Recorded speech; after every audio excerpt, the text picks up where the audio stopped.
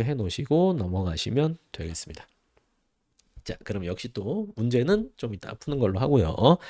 신뢰보호 원칙으로 가봅시다. 비평속보까지 갑니다. 자, 신뢰보호 원칙. 행정기관이 어떤 행위가 존속되리라는 것을 일반 사인이 정당하게 신뢰한 경우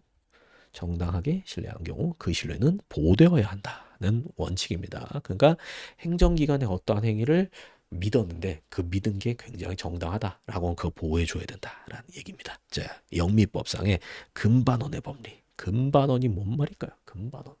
거꾸로 읽어보시면 돼요. 언반금. 말 반대로 하지 마라. 말 바꾸지 마라는 얘기입니다. 말 바꾸지 마라. 전에 이랬다가 왜 지금 또 말 바꾸냐. 이거 하지 마라라는 겁니다. 그러니까 신뢰보호의 원칙이고 막 이런 거 하니까 되게 막 새로운 거 같고 그런데 이거는 우리 늘 살아오면서 계속 하는 거잖아요. 야, 너 전에 그렇게 말해놓고 왜 말 바꿔? 말 바꾸지 마. 그렇게 하잖아요. 그러니까 이게 조리라는 거예요. 이게 여러분 벌써 다 조리가 체득돼 있으십니다. 제가 그거 이제 딱 스위치를 열어 드리는 거죠. 자, 이제 근거입니다. 법적 안정성설 요게 다수설과 판례입니다. 자, 그다음에 이제 미망인 사건 한번 읽어보세요. 그다음에 여기 이런 판례 같은 경우에는 이제 이렇게 되는 거죠. 신뢰 보호 법치 국가 원칙에 의한 법적 안정성 때문에 인정되는구나. 법적 안정성설 위해서 보셨잖아요. 이렇게 가는 겁니다. 자, 그다음에 실정법적 근거해서 이제 기본법에 요거 입법이 돼 있습니다. 아까 방금 봤던 건 자기 구속만 입법이 안 돼 있고요. 그래서 1. 행정청은 공익 또는 제3자의 이익을 현저히 해칠 우려가 있는 경우 제외하고는 행정에 대한 국민의 정당하고 합리적인 신뢰를 보호하여야 한다. 이렇게 규정이 돼 있습니다. 그리고 요 2항 옆에는 요 옆에다가 조금 공간이 있나? 여기다가 실권의 법리 이렇게 필기해 놓으세요. 2항 옆에다가 좀 이따 나올 거예요. 실권의 법리. 자, 그리고 밑에 이제 절차법, 국세기본법, 심판법 이제 거기도 신뢰보호의 원칙이 직접 혹은 간접적으로 규정이 돼 있다라는 거입니다. 이런 건 복습할 때 자, 신뢰보호의 요건입니다. 여기서 또 여기는 제가 여기다가 그림을 그려 드릴게요. 우리 요정님이 또 필기를 또 너무 예쁘게 잘해주시죠. 그래서 저도 고생 많으십니다. 뭐 이렇게 좀 예쁘게 정리하면은 시간이 좀 걸리는 거 아시죠? 그래서 여러분이 일단 여러분이 수업 때 필기하고 그렇게 한 다음에 우리 필요의 이제 작품은 나중에 활용하는 걸로 그렇게 딱 공부 시스템을 잡아두세요. 자, 그러면 이제 요게 이제 신뢰보호 요건. 자, 우선 행정청이 있습니다. 세모는 행정청이죠. 행정청이 어떠한 행위를 해요? 선행행위. 그러면은 이제 일반 사인, 국민, 갑이 요거를 신뢰합니다. 근데 이 신뢰가 이제 보호할 가치가 있는 거. 정당하게 신뢰를 하는 겁니다. 호의 호, 보호 가치 조금 내려드릴까요?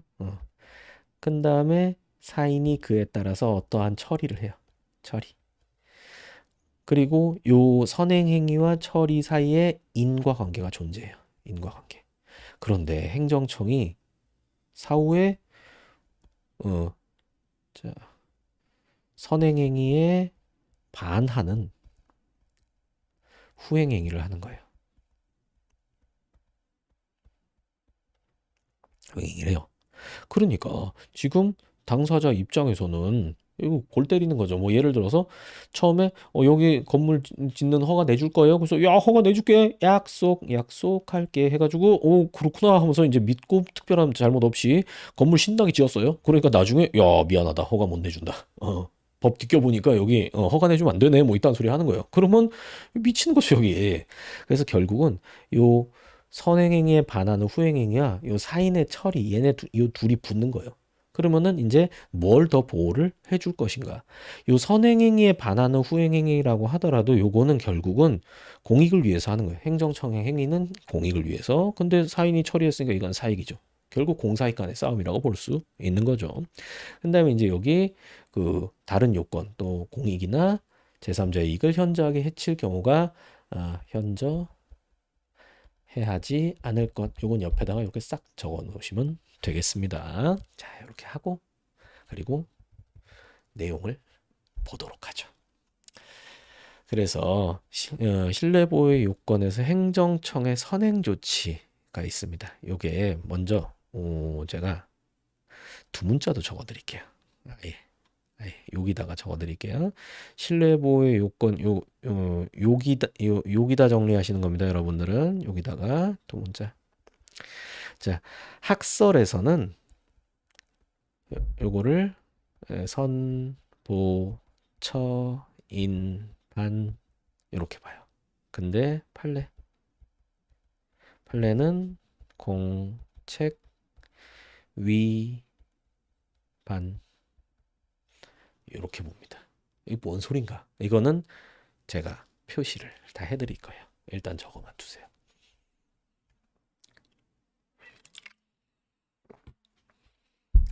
자, 적으셨죠? 이제 내용 가봅시다. 첫 번째 행정기관의 행정청의 선행 조치가 있어야 돼요. 이거를 판례는 공적 견해 표명 공 요겁니다.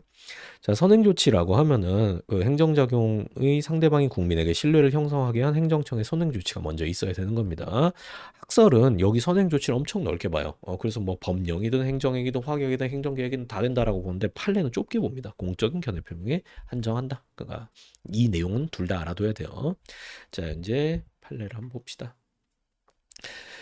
일반적으로 행정상 법률 관계에 있어서 행정청 행위에 대해서 신뢰보호 원칙이 적용되기 위해서는 행정청이 개인에 대하여 신뢰 대상이 되는 공적 견해 표명을 하여야 그리고 행정청이 견해 표명이 정당하다고 신뢰하는 데 대하여 개인에게 귀책 사유가 없어요. 개인에게 잘못이 없어요. 그 개인이 견해 표명을 신뢰하고 이에 따른 어떤 행위를 하였어요. 그 다음에 행정청이 그 견해 표명에 반환 처분을 함으로써 반하는 처분. 그 견해 표명을 신뢰한 개인의 이익이 침해되는 결과가 초래되어야. 그리고 공익 또는 제3자의 정당한 이익을 현저해야 할 우려가 있는 경우를 제외하고는 신뢰보호의 원칙에 반하는 행위로서 반하는 후행위가 위법하게 된다라는 거죠. 그러니까 이런 요건을 갖추지 못했거나 아니면 요건 갖췄는데 뭐 공익 또는 제3자 이익을 현저해야 할 우려가 있다라고 하면은 그때는 후행 행정행위 그거를 보호해 주는 거고 이 요건을 충족했다라고 하면은 후행 행정행위 취소 날려버리고 사인의 신뢰를 보호해 준다라는 거죠. 자, 밑에 이제 홍천 아산병원 사건이 있는데 아산병원 아시죠? 이게 아산이 그 현대그룹 정주영 회장 호거든요. 그래갖고 현대 아산이라는 그룹도 있고 이제 그랬죠. 자, 요거는 이제 대표적인 사례니까 요거를 말씀을 드릴게요. 자, 여기서는 여기도 이제 그 제가 볼드는 안 해놨어요. 이거는 세금 관련해서 이렇게 한 건데 같은 내용입니다. 복습할 때 읽어보시고요. 그래서 이제 요거는 어떤 사안이냐면요. 좀 넘어가 봅시다. 아산병원. 홍천 아산병원 사건. 그래서 여기서는 이제 강원도에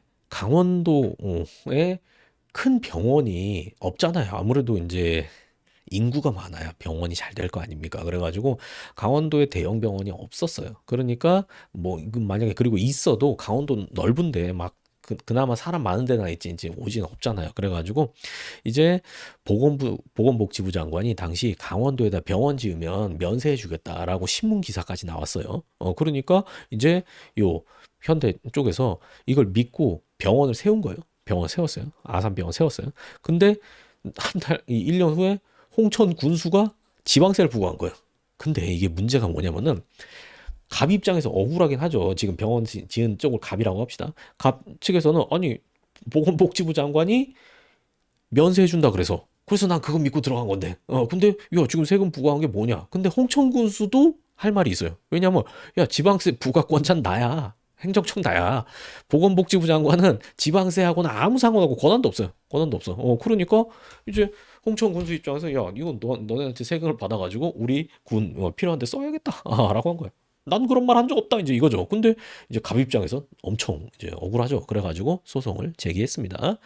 그런데 법원에서 이제 뭐라고 판단했는가? 여러분이 갑이다라고 하면은 사실 뭐 우리나라에선 병원을 돈 벌라고 지을 수가 없거든요. 우린 영리병원이 허용이 안 되기 때문에. 그러니까 정말 자기 돈 많고 그래서 좋은 마음으로 짓는 건데, 근데 이렇게 통수를 때리나? 이렇게 말을 받구나 이렇게 되는 거죠. 그래서 법원에서도 의사나 병원 경영자 같은 경우에는 보건복지부 장관의 말을 믿지 않을 수가 없었다. 저 신뢰는 보호해줘야 된다. 라고 얘기한 거예요. 뭐 예를 들어서 이런 것도 생각해 봅시다. 만약에 여러분이 이제 군인이에요. 이제 군에서 이제 군복무하고 있는데 육군 참모총장이 나와서 얘기하는 거예요. TV 나와가지고 야 이제 군대 졸업하고 나면은 내가 공기업 이제 취업할 때 가산점 준다. 가산점 준다. 그러니까 여러분 힘내서 복무하시고 빨리 안 온 사람 빨리 와. 막 이렇게 한 거예요. 그래서 뭐 누구는 막 신나서 군복무하고 그리고 누구는 이제 그거 믿고 또 군대 온 거예요. 근데 나중에 공기업에다 원서 넣으니까 공기업 사장이 그런 얘기해. 난 그런 말 한 적 없는데. 어? 야, 육군 참모총장이 공기업이랑 무슨 상관이야? 이렇게 하면은 실제로 상관은 없거든요. 근데 어, 황당하죠. 황당하죠. 그러면은 이제 이 국민의 신뢰를 말을 하질 말든가. 국민의 신뢰 보호해줘야 된다. 아닙니까? 그렇기 때문에 여기서도 인정을 했습니다. 제가 뭔가 되게 많이 쓸 것처럼 해놓고 그냥 말로만 떼었네요. 자, 다시 돌아갑시다. 돌아갑시다. 자, 그래서 이제 다시 오면요. 이제 4번입니다. 선행 조치의 위법 적법 여부는 불문한다. 그래서 위법한 선행 조치에 대해서도 신뢰보호 원칙이 적용이 되고요. 요거는 좀 다르죠. 아까 평등의 원칙이랑은 다른 내용이죠. 자, 물론 뭐 다른 요건까지 갖춰야 적용이 될 수 있는 거고요. 그런 내용도 다 써놨습니다. 그리고 자, 근데 여기서 또 주의하실 게 선행행위 하자가 무효에 해당한다면 선행행위가 아예 무효다. 그러면 그 아예 효력이 없거든요. 그러니까 선행행위를 믿었다 그래도 뭐 어쩔 수 없다. 이제 이렇게 된 겁니다. 대표적인 판례 1번 정말 잘 기억해 두셔야 돼요. 자, 공무원 임용 결격. 공무원 임용 결격. 임용 결격 사유 있는 자는 법원에서 엄청나게 엄격하게 봐요. 그러니까 이게 실제 사건이 뭐 어떤 게 있었냐면 공무원 임용 결격자예요. 결격자. 이제 그 학력 그런 거 이제 미달돼 가지고 아예 공무원으로 임용할 수 없는 사람이었어요. 그런데 이 사람이 처음에 이제 서류를 위조해가지고 군대 하사관으로 이제 들어왔어요. 그래서 무려 33년간 아무 문제 없이 복무 잘하고 나서 명예롭게 전역하고 그 다음에 연금공단에다가 나 연금 주세요 했는데 연금공단에서 서류 살펴보다 보니까 결격자였네? 이제 이게 밝혀진 거예요. 그러니까 야 연금 못 줘 이제 이렇게 된 거죠. 그러니까 소송 제기했는데 법원에서 야 너 무효야 공무원 임용 결격 무효야 너 공무원이었던 적이 없어 이제 이렇게 한 거예요. 엄청 엄격하게 봐요. 그래서 이제 보세요. 공무원으로 임용하였다와 사후에 결격 사유 있는 자를 발견하고 공무원 임용행위를 취소했다. 그러면 이거 선행행위, 임용한 행위랑 후행행위, 자른 행위랑 반대되죠. 당사자 신뢰했을 거 아닙니까? 그래도 선행행위가 아예 무효다라고 하면 신뢰보호 원칙이 발동이 안 된다라는 거예요. 뒤에는 눈으로 지금 보세요.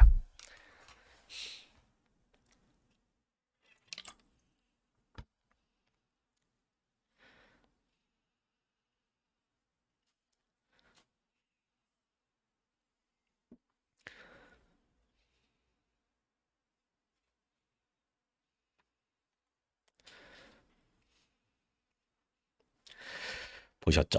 그렇습니다. 제가 그다음에 판례 검토 가가지고 제가 윗부분에 이렇게 정리해 놓은 거는 요 판례 이론, 요거 어느 여러 판례에 적용될 수 있는 공통적인 요소 빼가지고 여기 해놨으니까 이건 중요한 내용들이에요. 그래서 자 추상적 질이 일반론적 현의 표명 뭐 이런 거 그리고 반드시 뭐 행정조위상 형식적 권한 문장이 구해될 건 아니고 요거 뒤에 다 나옵니다. 제가 설명드릴게요. 자, 왼쪽에 1번 홍천 아산병원 사건입니다. 아까 설명드렸으니까 복습할 때 읽어보시고 그 다음에 2번 요게 대부도 아시죠? 대부도. 제부도 대부도. 대부도 가면 뭐예요? 대부도 가면 칼국수죠. 대부도는 칼국수입니다. 칼국수를 먹어야 돼. 또 날씨도 꾸리꾸리한데 땡기네요. 거기 조개 잔뜩 넣어가지고 맛있겠다. 잠깐 내가 또 뭐 하고 있지? 그래서 대부도에 농수산물 직판장을 이제 지으려고 그 안산시에서 계획을 한 거예요. 그런데 요 그 부지 요렇게 사업 부지를 요렇게 잡아놨는데 이제 이거 다 사인의 이제 사인이 소유하고 있던 부지였던 거예요. 근데 이제 요 안산시에서 얘기를 했어요. 토지 소유자한테 요거 지금 우리 부지 확보하기 위해서 이제 이거 우리한테 이제 우리가 수용을 해야 된다. 그런데 아마 당신의 요쪽 부지는 건물 세우진 않을 거다. 그러니까 이거 나중에 우리가 농수산물 직판장 이렇게 짓고 나서 이거 나중에 너 쓸 수 있게 이제 다시 해줄 거고 그러면 뭐 너 여기서 뭐 농수산물 직판장 있으면 주차장 있고 그러니까 사람들이 막 이게 칼국수 한 그릇 먹고 나서 직판장 있네 그러면서 차 세우고 올 거 아닙니까? 그럼 요 옆에서 뭐 팔면 돼요? 옥수수를 팔면 됩니다. 옥수수, 수박 뭐 그런 거 있잖아. 국도변에 막 이런 거 팔면 엄청 맛있어 보이잖아요. 막상 막상 먹으면 한 입 먹고 약간 질리고. 근데 하여튼 이제 그런 거 하면 괜찮잖아요. 그래서 여기서는 믿은 거죠. 완충독지 지정 해제하고 소유자들에게 환배하겠다라고 이렇게 약속을 했는데 안 지킨 거예요. 나중에. 근데 문제는 뭐냐면은 이게 누가 했냐? 안산시장이 한 게 아니라 안산시 도시계 과장하고 국장이면 한 3급 정도 합니다. 근데 거기서 한 거예요. 그러니까 이제 이쪽 안산시 쪽에서는 야 행정청 우리 시장님이 얘기한 게 아니라 뭐 국장이 한 거야. 근데 법원에서는 야 국장이 했다고 하더라도 이건 믿을 수밖에 없지 않느냐. 그러면서 나온 얘기가 이겁니다. 그러면서 나온 얘기가 공적 견해 표명 반드시 형성 조직상 형식적 권한 분장이 구애될 것은 아니고 너희처럼 구애하지 마라. 시장 말고라도 가능하다. 믿을 수밖에 없지 않느냐. 이제 이렇게 한 거죠. 그래서 실질에 의해서 판단하여 국장 정도만 파워 있거든요. 그러니까 야, 믿을 수밖에 없다라는 얘기입니다. 그다음에 이제 4번 4번 4번 4번까지만 봅시다. 자, 종교법인 요게 그 대순진리회 사건이거든. 대순진리회 아시죠? 그 종교 대순진리회. 그래서 대순진리회에서 이제 그 일정한 토지가 있어요. 토지 이거 원래 논이었어요. 논 그리고 토지거래 허가구역. 일정한 토지는 이렇게 지자체 허가를 받고 매매를 해야 되는 토지가 있는 겁니다. 근데 이제 대순진리회에서 이제 요거를 땅을 산 거예요. 그러니까 여기 이제 충주시청, 충주시청 충주시청 담당자가 이제 물어본 거죠. 대순한테 왜 사요? 그러니까 우리 종교당 지을 거라 종교회관 짓겠다라고 하니까 이제 시청 담당자가 언제 지을 거예요? 빨리빨리 지으세요. 이제 그렇게 하면서 이제 각서까지 이제 이렇게 우리가 허가해주겠다라고 막 각서 써주고 이제 한 거예요. 그런 다음에 이제 이렇게 둘이 한 다음에 충주시청에서 처음에 이제 토지거래 허가를 내줬어요. 토지거래 허가를 내줬어요. 근데 여기가 이제 논으로 돼 있으니까 요거를 뭐 건물 지으려면은 뭐 종교 시설이나 뭐 대지나 이제 이런 걸로 변경을 해야 되거든요. 토지 형질 변경. 형질 변경 이런 거 막 해가지고 뭐 토지 형질 뭐가 있고 이게 행정법 우리 총론 시험에서는 그런 거 안 나와요. 그 부동산 중개 뭐 그런 거 공부할 때 이제 그게 나오는 거지. 그러니까 여러분이 아셔야 되는 거는 요거 기본적으로 제가 중간중간에 몇 가지만 말씀드릴게요. 대지로 바꿔야 건물 지을 수 있다. 요런 것들. 논이면 뭐겠어요? 토지 형질이 논이면 물 대고 논 벽 뿌려야지. 쌀 농사. 자, 어쨌든 그래서 토지 거래 허가해주고 이제 이렇게 형질 변경하니까 형질 변경 신청을 다시 했죠. 이제 여기서 이제 흐름이 이렇게 되죠. 토지 거래 허가 신청해서 토지 거래 허가 나오고 이제 형질 변경 허가 신청하니까 여기서 형질 변경 허가를 이렇게 한 거예요. 그러니까 대순진리회 측에서 바로 여기에다가 취소 소송을 제기한 거죠.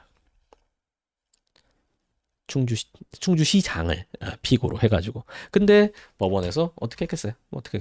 신뢰보호 원칙에 반한다라고 했습니다. 아니, 이거 처음에 알았잖아. 여기 건물 그 종교회관 짓는 거 다 알았잖아요. 그러면 애초에 이걸 내주질 말든가. 아니면 이때 얘기를 하든가. 여기 뭐 허가는 내드리겠는데 종교회관 뭐 토지 형질 변경 안 된다고. 그러니까 뭐냐 그거 알고서 사든가 뭐 이렇게 하라라고 해야 되는데 다 종교회관 짓는다고 다 얘기해서 또 오케이 해놓고 나중에 이렇게 하면은 이러면 진짜 그렇게 되는 거죠. 자, 여기까지 하고 또 문제는 저기만 푸세요. 여기까지는 풀 수 있겠구나. 자기구속 원칙 풀어보시고 자기구속 원칙 문제 엄청 많네요. 우와, 문제 왜 이렇게 많지? 자기 구속 원칙 요거는 우리 짝수만 풉시다. 짝수. 여기 짝수만. 짝수. 그런 다음에 신뢰보호 원칙에서도 여기까지 계속 어디야? 왔다. 진도 많이 나왔네요. 여기 81번까지인데 여기도 짝수까지. 짝수까지만 풀도록 하겠습니다. 그러니까 80번 딱 이렇게 푸시면 되겠네요. 나머지는 여러분 시간 남으시면 이렇게 풀어보시고 수업 진도를 고려해가지고 이렇게 수업 이때 풀고 혹시 안 푼 거는 뭐 질문으로 이제 그렇게 넘기도록 하겠습니다. 쉬는 시간은 역시 4시 07분까지 드리도록 하겠습니다.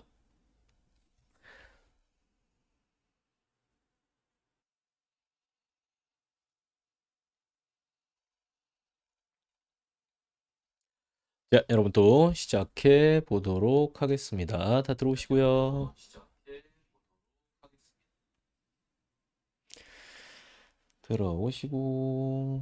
들어오시고.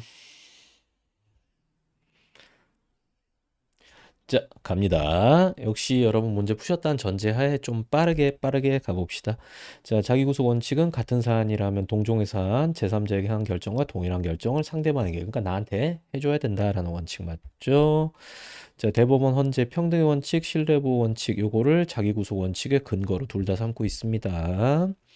그리고 54번 자 자기구속 원칙은 동일한 사실관계 동종의 사안에서만 문제되는 거고요. 재량 통제 법리와 관련된다. 제가 요 행정법의 일반 원칙 비평속보당 이게 전부 다 그 행정청 재량의 통제 범위로 기능한다라는 거를 지난 시간에 행정법의 일반 원칙 그 시작할 때 비례 원칙 앞부분에서 설명드렸었죠. 그래서 혹시나 그걸 모르겠다라고 하면 이제 거기를 다시 돌려보는 게 첫 번째고요. 그리고 이제 다시 돌려봐도 모르겠다라고 하면 이제 일단 별표 쳐놓고 넘겨보세요. 그런데 사실 요거 그 비례 원칙 그 앞부분은 꼭 들으면서 다시 한번 그렇게 해보시는 게 좋을 거예요. 왜냐하면 뒤에 계속 등장을 하게 될 거니까.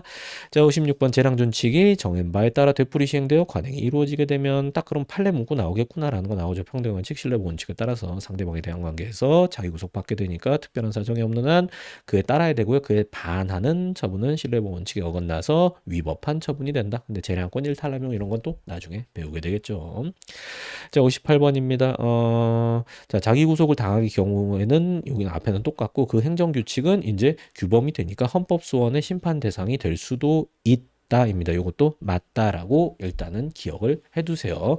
이럴 때는 국민에게 영향을 미치잖아요. 이런 행정규칙이. 그러니까 헌재에서 심사해주겠다라고 이렇게 판시한 사례입니다. 그러니까 요게 정확히 헌법 소원이 뭔지 막 이제 그런 거 다 딱 머릿속에 안 떠오른다 하더라도 이거는 이제 국민에게 직접 영향을 미치니까 뭔가 심사가 되는구나. 뭐 요런 맥락 정도만 지금 이해하셔도 괜찮습니다. 자, 그러니까 공부를 단기적으로 이렇게 쌓아나가면서 양파 껍질 벗기듯이 그렇게 하는 게 제일 좋아요. 그리고 불안해하지 마세요. 자, 행정의 자기구속 법리 적용함에 있어서 선례가 필요한지. 근데 필요설이 통설이고 판례기도 합니다. 그리고 60이 반복적으로 행해진 행정처분이 위법하다. 그러면 자기구속 원칙이 구속되지 않는다라는 거. 평등 원칙이랑 똑같습니다. 이런 것도 처음에 다 기억 안 나요. 그게 당연한 겁니다. 자, 그리고 64번 자기구속력 발생한 행정관행 위반한 행정처분은 위법한 처분이 되는 거죠. 그리고 66번 자 법령 보충적 행정규칙뿐만 아니라 이거 아직 안 배웠으니까 이렇게 넘어가는 거예요. 재량권 행사의 준칙은 행정규칙이 자기구속 원리에 따라 대외적 구속력을 가진다. 그럼 헌법소원 대상이 될 수 있다. 이건 마지막 판례에서 읽어본 거죠. 자, 신뢰보호 원칙 68번입니다. 건축허가 받으려고 그랬는데 문의하니까 허용된다는 사전결정 받았는데 이런 사전결정도 또 뒤에서 공부할 거야. 그러니까 법학이 1회독에 안 된다는 거예요. 지금 이 사전결정을 만약에 공부한다라고 하면은 신뢰보원칙 쭉 하다가 사전결정 이만큼 들어온다면 다시 하려 그러면은 이게 연결이 안 돼요. 그러니까 지금은 그냥 넘어가는 거예요. 처음에는. 이런 게 있구나라는 거. 처음에 뭔가 약속을 했구나. 그 정도만 보시면 되겠죠. 근데 그 후에 말 바꿨잖아요. 그러니까 신뢰보원칙이고요. 제10번 자 절차법 국세기본법에는 규정이 있다. 신뢰보원칙 규정이 있다. 이런 식으로도 기출이 된다라는 걸 알고 공부 방향을 잡아야겠죠. 자, 72번. 신뢰보원칙에서 신뢰 대상 행정청의 선행 조치에는 적극적 언동, 야, 해줄게 라고 약속하는 것뿐만 아니라 행정청이 아무런 행위를 하지 않는 부작위.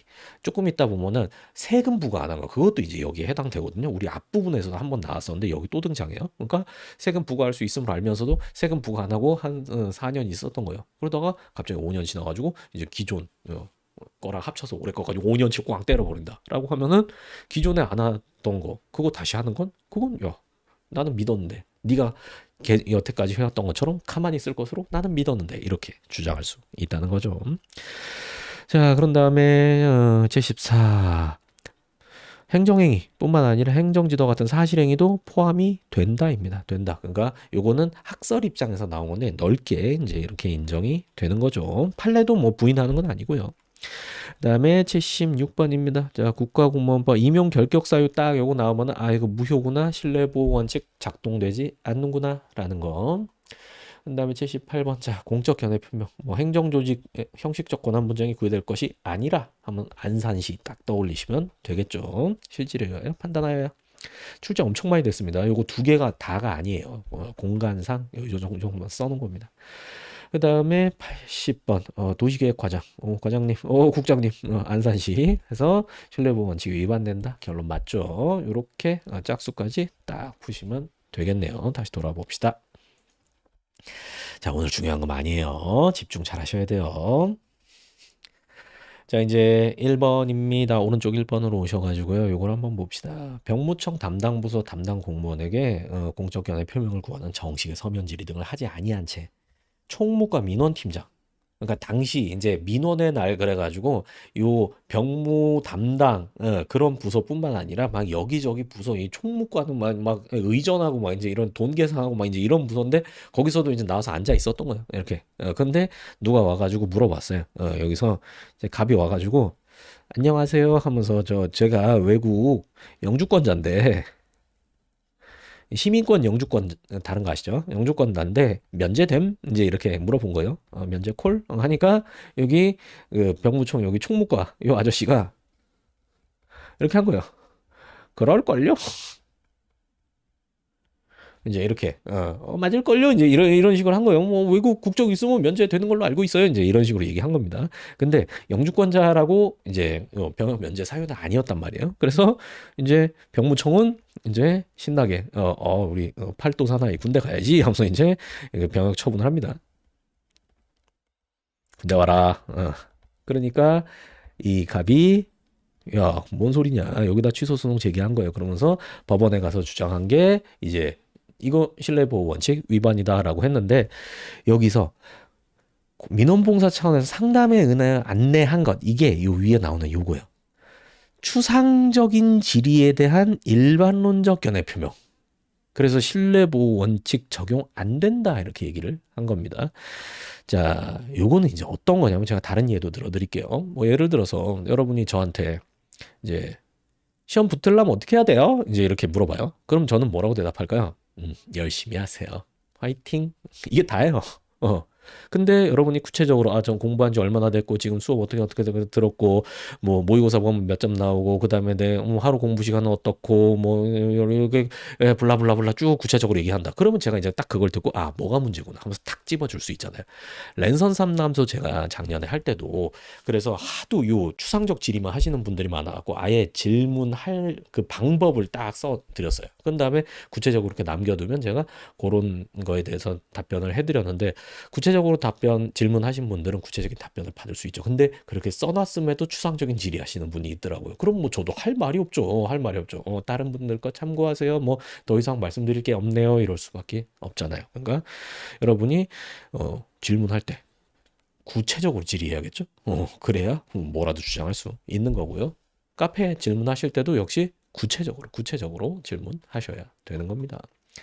자, 그 다음에 이제 2번도 비슷한 겁니다. 일반론적 견해 표명 키워드 보이시죠? 이런 식으로. 그 다음에 3번은 엄청 황당한 사업인데, 이 개발이익 관수 개발 사업, 이게 뭐냐면은, 뭐 예를 들어서 대형 마트를 짓는다라고 하면은, 이제 대형 마트 지으면 돈 많이 벌 거 아닙니까? 근데 대형 마트 지으면 주변의 교통 흐름의 방해 같은 게 발생하잖아요. 그래서 이제 이런 지자체에서 야, 너 개발해서 얻은 이익 중에서 일부는 내놔. 그래가지고 그렇게 이렇게 받아가지고 뭐 이제 공익을 위해서 쓴단 말이에요. 근데 이 사람이 예식장 건축을 하려고 그러는데 이것도 개발이익 환수 대상이에요. 근데 우리 예식장 요즘이 아니지만 옛날엔 뭐 토요일 날 예식장 앞에서 막 차 막히고 난리도 아니잖아요. 그 하얀 장갑 끼고 막 이거 하잖아, 막 하잖아. 근데 이 사람이 물어볼 때 어떻게 물어봤냐면은 여기에 예식장 지어도 돼요? 이렇게 물어본 거예요. 그러니까 행정청은 뭐 관계 법령상 문제 없어요 하면서 저촉 사항 없음 이렇게 했어요. 근데 나중에 개발 이익 환수 할까요 안 할까요? 당연히 하지. 국가가 뭘 좋아한다고? 돈 좋아한다고. 돈. 그러니까 돈 내라고 하니까 오 신뢰보호 원칙 위반이에요 하는데 어때요? 말이 돼요 이게? 물어보려면 어떻게 물어봤어야 돼요? 여기 예식장 지으면 개발 부담금 부과됩니까 안 됩니까? 안 됩니다. 내가 각서 써드릴게. 했는데 나중에 부과했으면 이거 주장해도 돼요. 근데 그거 그렇게 물어보지도 않았잖아요. 그러니까 여러분도 현장에 가서 당하게 될 일이 아닐까 조심스레 예측해 봅니다. 때 쓰는 사람들이 굉장히 많습니다. 굉장히. 그다음에 요 밑에 뭐 형식적 세관장이 형식적 심사만으로 수리한 것 뭐 이런 것도 키워드를 한번 보시고요. 그다음에 여기 뭐 항만시설 포항시장이 항만시설 사용 허가 2번 해줬어요. 근데 그 후에 영원토록 해주겠다는 약속은 아니잖아요. 뭐 사정이 바뀌면은 이제 더 이상 허가 안 된다 이렇게 할 수 있겠죠. 그다음에 여기 이제 면세사업 등록증 이런 게 있는데 사업자 등록증이 면세가 있고 과세가 있고 그래요. 그래서 뭐 예를 들어서 이제 이런 부가가치세라는 거 이제 그런 게 이런 만약에 제가 뭐 보석을 판매한다. 우리 주얼리장 형님처럼 이제 보석을 판매한다라고 하면은 보석 원가 자, 제가 1억 원치 보석을 사요. 그래서 2억 원에 팔았다라고 하면 저한테 부가가치가 1억이 생겼잖아요. 그럼 거기 10%를 국가가 떼가요. 떼가. 그게 부가세예요. 그게. 그런데 이제 만약에 이런 면세 사업은 뭐 저 같은 이런 강의하는 거 이런 게 그런 게 해당돼요. 뭐 저는 뭐 원재료 같은 게 없지 않습니까? 그냥 제 머리에 있는 거 이거 떠들어 가지고 여러분한테 드리는 거 아니에요. 그러니까 그리고 이거 취지가 좋잖아. 취지가 좋잖아. 그래가지고 이제 국가에서 정해놓은 거예요. 제가 저를 이뻐해서 그런 게 아니라 정해놓은 거예요. 이런 교육이나 이제 이런 뭐 도서 판매나 이제 이런 것들은 이제 부가세 과세 대상 아니다. 이제 이렇게 다 법에 정해놓은 겁니다. 근데 이런 거는 이제 이렇게 하는 거예요. 자기가 신고한 대로 사업자 등록증이 나와요. 뭐 예를 들어서 저는 교육 사업을 하겠습니다라고 신고하고 교육 사업 실제로 했으면 이제 세금 안 나, 이제 그 부가세는 부과되지 않는 거예요. 그런데 제가 교육 사업 하겠습니다라고 신고하고 주얼리를 팔아요. 그러면은 이제 국세청에서 그 냄새 맡는단 말이야. 이거 무슨 냄새지? 무슨 냄새야? 돈 냄새지. 한 다음에 이제 바로 이제 부과를 하는 거죠. 내놔 부가세. 그러면은 이제 제가 주장하는 거죠. 아니 나 면세 사업자 등록증 줬잖아. 이거 된다고 생각하세요? 그 세금은 실질에 따라서 부과하는 거예요. 실질에 따라서. 그러니까 뒤에 이제 눈으로 한번 쑥 읽어보세요.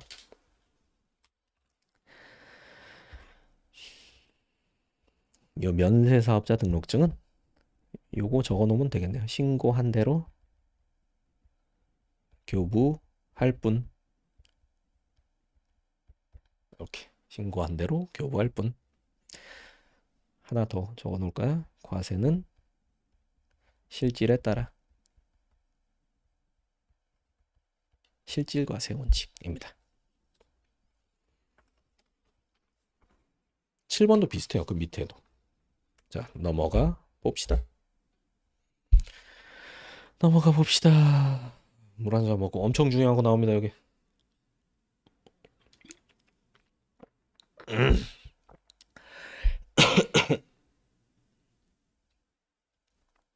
자, 폐기물 처리업 사건을 제가 이렇게 묶어놨는데 이거 전부 다 잘 아셔야 됩니다. 제일 핵심적인 건 이 진앙군 폐기물업 사건인데 이제 요거 베이스로 해서 요것도 중요하고 역시 요것도 시험에 나옵니다. 자, 요것도 별도로 또 가보도록 합시다. 이번에는 뭐 많이 적을 겁니다. 제목만 적고 안 하진 않을 거예요. 자, 여기서 보면요, 이제 폐기물업. 제가 어려운 얘기 할 겁니다. 긴장 바짝 하시고 최대한 이해하려고 하세요. 그리고 혹시나 중간에 여러분이 이게 이제 용량 초과가 생겨가지고 잘 모르겠다라고 하더라도 얼른 정신 차리고 빨리 볼 한번 꼬집고 다시 돌아오셔야 돼요. 그래서 한 60%, 70%, 뭐 80% 일부만이라도 이해해 가신 다음에 요거는 꼭 다시 한번 들으시기를 권합니다. 자, 폐기물업 같은 경우에는 이제 좀 단순화해서 이렇게 또 정리를 해드릴게요. 1단계는 사업계획서. 이거를 제출하는 거예요. 사업계획서. 사업계획서를 이렇게 제출을 합니다. 그러면 이제 행정청이 여기에 대해서 적정한가 아닌가 결정을 해요. 적정 통보. OX. 그래서 이제 여기서는 그 사업 적정성을 판단하는 거죠. 사업 적정성. 예를 들어 이 노량진 동작구에 지금 폐기물 처리 업자가 부족해. 근데 뭐 누가 폐기물 한다라고 하면서 우리 하루에 뭐 200톤 소화할 수 있다라고 하면은 야 필요하다 들어와 하는데 뭐 예를 들어서 뭐 부산 해운대구예요. 그런데 폐기물업 신청을 했는데 지금 폐기물 업자들 막 차고 넘쳐하고 막 쓰레기 가지고 서로 싸우고 난리 났어 업자들끼리. 그러면은 예 해운대구청 입장에서는 야 안 돼 들어오지 마 머리 아파 이제 이렇게 할 수 있죠. 그 아니면은 뭐 그런 거 있죠. 지금 이제 500톤이 부족한데 500톤 용량이 필요한데 누구는 100톤밖에 못 한다 그러고 누구는 한 번에 500톤 처리한다 그러고 그럼 네가 더 적정하다 뭐 이런 식으로 하는 거죠. 그래서 여기서 까이면 끝나는 거고요. 그리고 여기서 적정 통보를 이제 받는다라고 하면 이제 2단계로 넘어가는 거예요. 2단계는 이제 시설 등의 요건을 충족한 후에 허가 신청을 해요. 그러면은 이제 본 허가, 폐기물 처리업 허가를 내줄 수도 있고 안 내줄 수도 있죠. 근데 보세요. 요 허가 내주면 뭐 아름답고 문제 없죠. 근데 허가가 거부됐을 때입니다. 뭐 예를 들어서 이제 자 시설 요건 미비 사유. 요거는 오케이죠. 요거는 오케이. 근데 만약에 여기서 행정청이 여기서 야 사업 적정성이 결여됐다. 이렇게 주장하면 이건 안 된다는 거예요. 왜냐하면은 사업 적정성은 여기서 끝냈어야 돼. 만약에 이게 결여됐다면 여기서 이거를 했어야지. 이거 해준 이상 이 2단계에서는 요거는 걸고 넘어지면 안 된다라는 거. 만약에 이렇게 되면은 이게 이제 신뢰 보호 원칙에 반하는 허가 거부 처분. 이렇게 돼서 법원에서 이거 취소해 버릴 수 있다라는 겁니다. 자, 그러면 이제 요 사안을 한번 보도록 합시다. 이제 여기 진안군수예요. 전라북도 진안군 뭐가 유명합니까? 마이산이죠, 마이산. 거기 산 특이하게 생겼어. 그래가지고 여기서 이제 갑이 내가 이제 건설 허가를 좀 이제 아예 폐기물 허가를 좀 받아봐야겠다. 그래서 이제 사업계획서를 제출했어요. 그러니까 이제 여기서 적정 통보를 해줬습니다. 적정 통보를 해줬어요. 그런데 문제는 뭐였냐면은 이제 요 적정 통보 해주는데 진안 군수 밑에 이제 각종의 요 부서가 있겠죠. 이제 폐기물업 부서. 여기서는 자, 사업 적정합니다. 적정 오케이. 근데 토지 국토계획을 변경해야 돼요. 왜냐하면은 갑이 사업 부지로 여기 이렇게 그 사업 부지, 사업 예정 부지가 있었는데 이 사업 예정 부지가 지금 국토계획법상 농림지역으로 돼 있었어요. 근데 요거를 이제 준도시 지역으로 변경해야 돼요. 이런 거는 그냥 그러려니 하시면 됩니다. 뭐 하나하나 다 막 외워야 되는 건 아니에요. 이런 게 있구나 정도 핵심으로 공부해야 될 게 달라요. 그런데 이제 문제는 뭐냐면은 요 사업 예정 부지가 이거 국토계획법상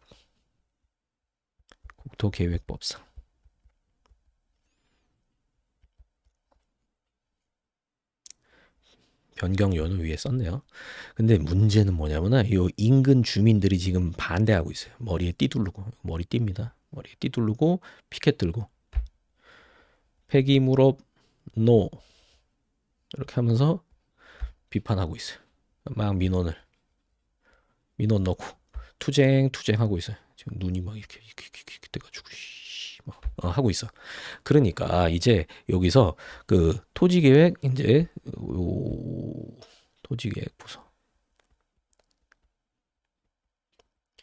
여기서 어떻게 했냐면은 민원을 없게 하면 이제 변경 해줄게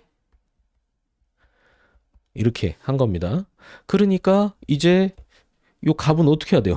요 민원 해결해야겠죠. 요 뭐 이 사람들한테 뭐 돈을 주든지 아니면은 요 옆에다가 뭐 시설을 설치해가지고 이 사람들 뭐 피해를 안 주든지 해야 되는데 요 민원을 해결을 못했어요. 해결을 못했음에도 불구하고 여기다가 신청을 한 겁니다. 이제 국토 토지 계획 이거 좀 크게 쓸 걸. 방법이 있죠. 방법이 있죠. 키우면 되잖아. 예, 변경 신청을 한 거야. 그러니까 진안 군수가 어떻게 했겠습니까? 당연히 거부하지. 당연히 거부하지. 야, 민원 해결 안 했잖아. 이제 이렇게 한 거죠. 그러니까 이제 여기에 대해서 취소 소송을 제기한 거야. 취소 소송을. 취소 소송. 그러면 이제 이 공이 어디로 옵니까? 법원으로 오죠. 제가 요 뒷단까지 다 말씀드릴게요. 이게 실제로 어떻게 되는 건가. 그러면은 이제 2라운드 이제 법원으로 옵니다. 여기 이제 행정법원 있고요. 갑이 취소 소송을 제기했죠. 거부 처분 취소 소송. 그리고 이쪽에는 진안군수 행정청에 옵니다. 그러면은 1단계에서는 이제 소송 요건을 검토한 단계예요. 소송 요건도 우리 나중에 다 배울 건데 여기서 제일 문제되는 거는 뭐냐면 자, 거부 행위의 처분성입니다.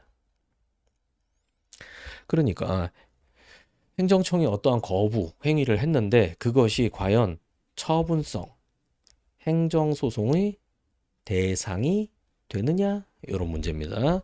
근데 자 여기서 거부행위의 처분성 관련해가지고 자 이건 먼저 제가 정리해드리고 이제 시작할게요. 자 국민의 신청에 대한 청의 거부행위가 행소 대상인 처분으로 인정되려면 국민에게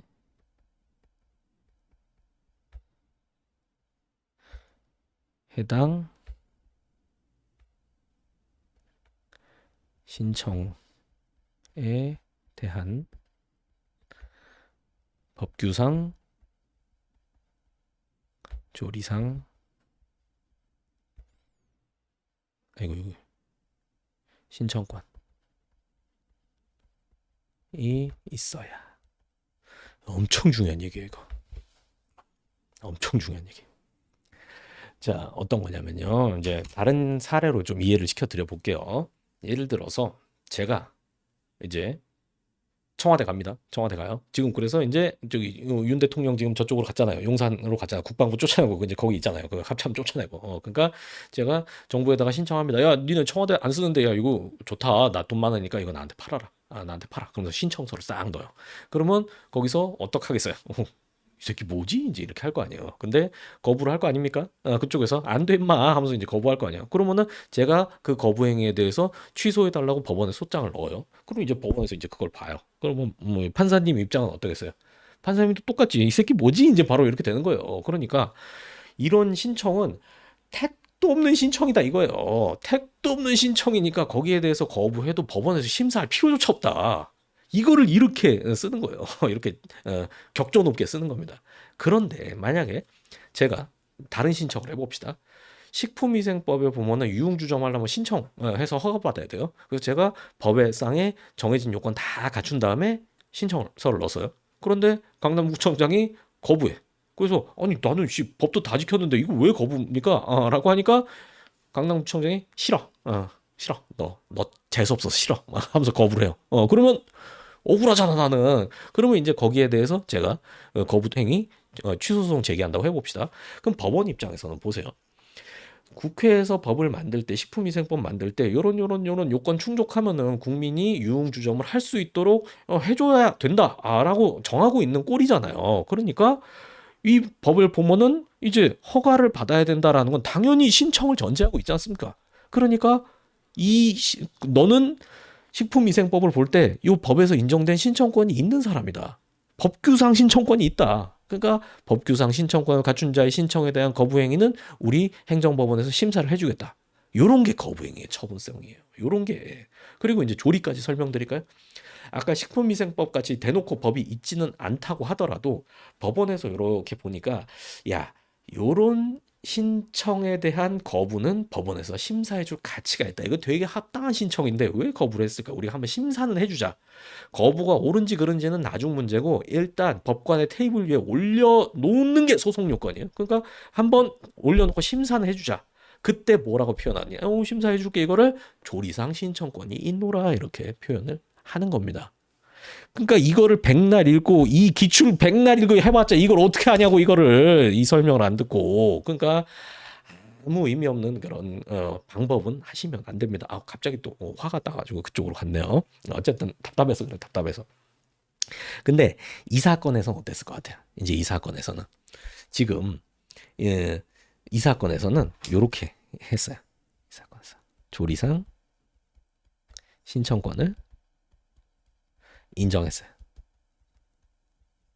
그러니까 뭐 국토계획법상 이제 요로 토지 형질 변경, 국토계획 변경 허가 신청권을 명시적으로 규정한 건 아니에요. 그런데 아까 갑 같은 경우에는 이 국토계획을 변경하지 않으면 자기가 원하는 폐기물 처리업을 아예 할 수 없게 되잖아요. 그러니까 야 이거 심사해줄 가치는 있다 이제 이렇게 본 겁니다. 그래서 조리상 신청권 인정했어요. 그런 다음에 이제 두 번째로 본안 판단으로 갑니다. 본안 판단. 본안 판단에서는 과연 이제 거부행위가 신뢰 보호 원칙 위반인가? 일단 물음표 여기 추가할게요. 요게 문제가 된 거예요. 그래서 이제 신뢰 보호 원칙이라는 게 소송에서 어디서 쓰이는가? 뭐 소송 요건에서 쓰인다. 아유, 뭐 아무것도 모르는 소리야. 본안 판단에 쓰이는 거예요. 본안 판단에서. 그러면 여기서 이제 어떻게 됐냐라고 하면은 자, 여러분도 판단 한번 해보세요. 폐기물업 적정 통보. 요게 국토 계획을 토지 계획 변경. 요렇게 신뢰가 형성되나요? 요렇게? 요거 해주겠다는 공적 견해 표명이 될까요? 요게 아니라고 본 거예요. 아니다. 그러니까 다시 한번 위로 가볼게요. 자, 폐기물 처리업 적정 통보를 해줬다는 거는 요 2단계에서 이거 안 하겠다라는 데는 신뢰가 형성이 되는 거죠. 그래서 여기 나오잖아요, 여기. 만약에 2단계에서 이거 이유로 거부 처분 취소소송 제기했으면은 본안 판단 가서 인용받았을 거라고요. 그런데 지금 여기서는 국토계획 변경 이건 별 문제잖아요. 그리고 제가 이제 배경까지 설명드렸는데 민원도 해결 못 하고 그랬잖아요. 그러니까 다른 이유가 있는 거죠. 그러니까 근데 법원에서 이제 여기까지만 딱 판단을 한 거죠. 폐기물로 적정 통보 해줬다고 해서 국토계획 변경을 해주겠다는 공적인 견해 표명은 아니다. 그러니까 신뢰보호 원칙 위반이 아니고 이 거부 처분은 위법하지 아니한다. 그래서 결국 재판 결과는 기각 판결. 여기까지. 이게 행정법 전부 이게 전체 흐름을 제가 말씀을 드린 거예요. 만만치 않기도 한데 또 이게 전체 보니까 또 이런 좀 사이트가 좀 보이시죠? 그렇게 공부를 해나가는 거예요. 제가 중간중간에 이렇게 아직 공부하지 않은 것도 쭉 여러분 끌고 가면서 설명 쭉 드리니까 이제 그거 맞춰가지고 아 이런 게 있구나 하고 보면 됩니다. 그리고 이런 건 또 2회독 하면서 들으면 엄청 반가워요. 아 나 이거 안다. 3회독 때는 훨씬 더 명확해지는 거죠. 자 돌아가 봅시다. 그래서 이제 여기 핵심만 봅시다. 자, 진안군 폐기물 처리업에 대해서 적정 통보 한 것만으로는 사업 부지에 대한 국토이용계획 변경자 승인해 주겠다는 공적인 변경을 한 것으로 볼 수 없다. 맞죠? 그리고 여기 또 사업계획 적정 통보. 그 다음에 토지 형질 변경 허가 신청을 허가한 취지의 공적 견해 표명이 있는 것으로 볼 수 없다. 이렇게 한 거예요. 근데 이제 5번, 요거 이제 스스로 읽어보세요. 아니, 같이 봅시다. 자, 여기도 적정 통보 받았어요. 막대한 비용을 벌여서 허가 요건 갖춰서 허가 신청을 했어요. 근데 청소업자의 난립으로, 야, 지장이 있다. 이게 몇 단계에서 검토해야 될 사항이에요. 1단계에서 검토하고 끝냈어야 될 사항이라고. 그러니까 이렇게 하면 안 된다. 근데 그게 재량권 남용한 처분이다. 왜 재량권 남용이겠어요? 근거법에서 시장은 뭐 요건 갖추면 폐기물 처리업 허가 뭐 어떻게 규정돼 있겠어 법에? 하여야 한다 할 수 있다. 하여야 한다가 아니라 할 수 있다죠. 할 수 있다. 자, 아시겠죠? 굉장히 중요한 거였습니다. 굉장히 중요한 거. 굉장히 중요한 거 하니까 힘이 쪽 빠져서 좀 쉬고 싶네요. 하지만 나가야죠. 물 좀 먹고 아유 뭐 무슨 뭐 포션 같은 거 하나 먹어야겠는데 먹을 게 없네요 주변에. 자 이제 가봅시다. 자, 이번엔 제가 아주 진짜 여러분들 최대한 설명 많이 드려가지고 어떻게든 점수를 좀 끌어올려 보도록 하겠습니다. 아이고 힘들어라. 그러니까 여러분 많이 좀 도와주세요. 아시겠죠? 후기도 좀 많이 써주시고 좀 옆에 헤매고 있는 친구들을 좀 잡아와가지고 이제 우리 같이 공부하자 이렇게 좀 해주세요. 자 그런 다음에 이제 10번 10번 10번도 제가 배경 빨리 설명드릴게요. 이것도 웃긴 건데 02년도에 이제 월드컵 우리 했잖아요. 월드컵 난리 났었는데 월드컵 때 생존하지 않으신 분도 여기 계시겠죠? 진짜 끔찍하다 끔찍해. 자 그래서 시간이 이렇게 빠른가? 나는 아직도 마음은 고딩인데 말이죠. 대학으로 돌아가고 싶네요. 대학교 때의 저는 거의 뭐 뽀로로가 아니었나. 맨날 놀았어요, 맨날. 그래갖고 고등학교 한 고2, 고3 때 진짜 빡세게 공부하고 그리고 이제 대학교 가서 완전 정신줄을 놨죠. 그래갖고 제가 대학교 1학년 때 MT를 1년에 한 20번 간 것 같은데. 여러분 20번이면 진짜 거의 뭐 거의 매주 격주에 한 번씩 간 거예요. 격주에 한 번씩. 미쳤지 미쳤어. 근데 그때 너무 놀았는지 요즘에는 이제 쉬질 못해요. 쉬질 못해. 올해 휴가도 못 갔어. 힘들다. 어쨌든 자 02년 그 월드컵 그 시즌에 이제 해외 관광객 들어오니까 이제 숙박업소를 좀 많이 늘려야 된다라는 이제 문제가 생겼어요. 그래가지고 당시 우리 이제 뭐 여관, 뭐 여인숙 막 이제 이런 거 있다 보니까 야 그나마 호텔 짓긴 좀 이제 버거우니까 모텔을 좀 깔끔하게 많이 좀 만들자라고 이제 이렇게 한 거예요. 그래서 모텔 영업 허가를 02년도까지 이제 받으면은 이제 면세해 준다. 이제 이런 법규가 생겨났습니다. 근데 실제로 그 법상으로 02년 말까지 이제 허가를 받아야 돼요. 그래야 면세가 돼요. 그런데 이제 어떤 사람이 이제 그 공무원한테 물어본 거죠. 이게 허가 신청하고 받는 거잖아, 나중에. 근데 허가 신청만 02년 안에 하면 이거 면세됩니까? 하니까 공무원도 모르겠는 거야. 그래서 시장한테 문의를 했어요. 그러니까 시장도 모르겠는 거야. 그래서 시장이 장관한테 물어봤어요. 그래서 장관이 이제 장관도 잘못 알고 장관이 잘못 알고 대답해 준 거예요. 02년 말까지 신청만 하면은 아마 될 겁니다. 허허허 하면서 이제 회식할 때 막 이제 얘기한 거야, 막. 그래 놓고 이제 시장이 돌아와서 다음날 그 공무원 불러 가지고 야, 이거 신청만 하면 된다는데 장관님이 그러시는데 그래서 이제 또 그 공무원이 또 이제 자기한테 물어본 그 지인한테 이제 가고 야 신청만 하면 된다 이제 얘기한 거예요. 그리고 나서 이제 그 사람은 신청만 했죠. 그리고 허가는 02년 지나고 03년에 나왔어요. 근데 세금이 부과됐을까요? 안 됐을까요? 이제 다 알죠? 세금은 당연히 부과되죠. 그러니까 이제 야 이거 신뢰보호 원칙 위반이다. 라고 했는데 이제 법원 입장에서 제3자 입장에서 보니까 어떻겠어요? 야, 그거 너한테 말한 거 아니잖아. 장관이 시장한테 잘못 알고 말한 거, 그건 뭐 바람직한 건 아니죠. 근데 지네끼리 말한 거, 네가 어떻게 건너서 들었으면서, 뭐, 너한테 약속한 것도 아닌데, 그거는 신뢰보호 안 된다, 이렇게 본 겁니다. 참, 재밌는 일 많죠. 그 다음에 뭐, 11번 이것도 읽어보세요. 사정이 비슷한 형들한테는 병역 면제 처분했는데, 근데 뭐, 원고는 사정이 다르니까, 비슷하지만 똑같은 건 아니잖아요. 네, 12번도 종종 나옵니다. 헌재에서 위헌 결정했다. 그러면 헌재는 그냥 법률 보고서 야 이거 헌법 위반된다 이렇게 했을 뿐이지 그 법률과 이해관계를 맺고 있는 사람한테 뭔가 약속을 하고 그런 건 아니잖아요. 그렇게 보시면 됩니다. 자 그런 다음에 이제 행정 관행의 성립 요건인데요. 행정 관행. 그래서 여기 어휴, 말을 많이 했더니 머리가 띵해요. 자 이거 봅시다. 중요해요. 행정상법률 관계에 있어서 특정의 사항에 대해 신뢰보유 원칙상 처분청이 그와 배치 안 되는 조치를 할 수 없다고 할 수 있을 정도의 행정 관행이 성립되었다고 하려면 상당한 기간에 걸쳐 그 사항에 대해서 동일한 처분을 하였다는 객관적 사실. 그리고 처분청이 그 사항에 관해서 다른 처분을 할 수 있음을 알면서도 어떤 특별한 사정 때문에 그러한 처분을 하지 않는다는 의사가 있고, 이게 의사가 이게 주관적 요소예요. 주관적 의사. 법에서 자, 객관적 하면은 이거는 외부적 상황이랑 연결 지으세요. 이거 용어 설명이에요. 주관적 하면 이거는 내부적 의사.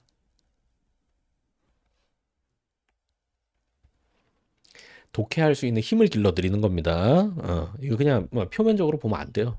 표면적으로 보면은 그러니까 당연히 이해가 안 되지. 자, 그리고 이와 같은 의사가 명시적, 묵시적으로 표시되어야 된다. 의사 표시 보이시죠? 의사 표시. 자, 그 다음에 이제 뭐 차고는 몰랐던 거잖아요. 그러니까 여기서는 알면서 안 하는 거랑 차고 모르고 안 하는 거랑 다르다라는 거고. 자, 그래서 이제 요걸 한번 보도록 합시다. 요거 제가 다 털어드리도록 하겠습니다. 이 정도로 해독이 돼야 이걸 이해한다라고 할 수 있는데 그게 안 되니까 이제 그냥 봐도 어려운 거죠. 자, 여기서는 이제 보세요. 여기다 정리해 드릴게요. 자, 잘 보세요. 이제 아니 다른 페이지에다 해드릴게요. 다른 페이지에다가 조금 내용이 많을 것 같아요.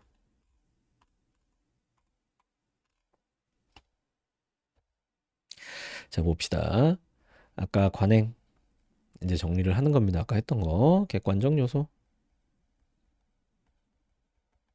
요거는 외부적 상황이죠.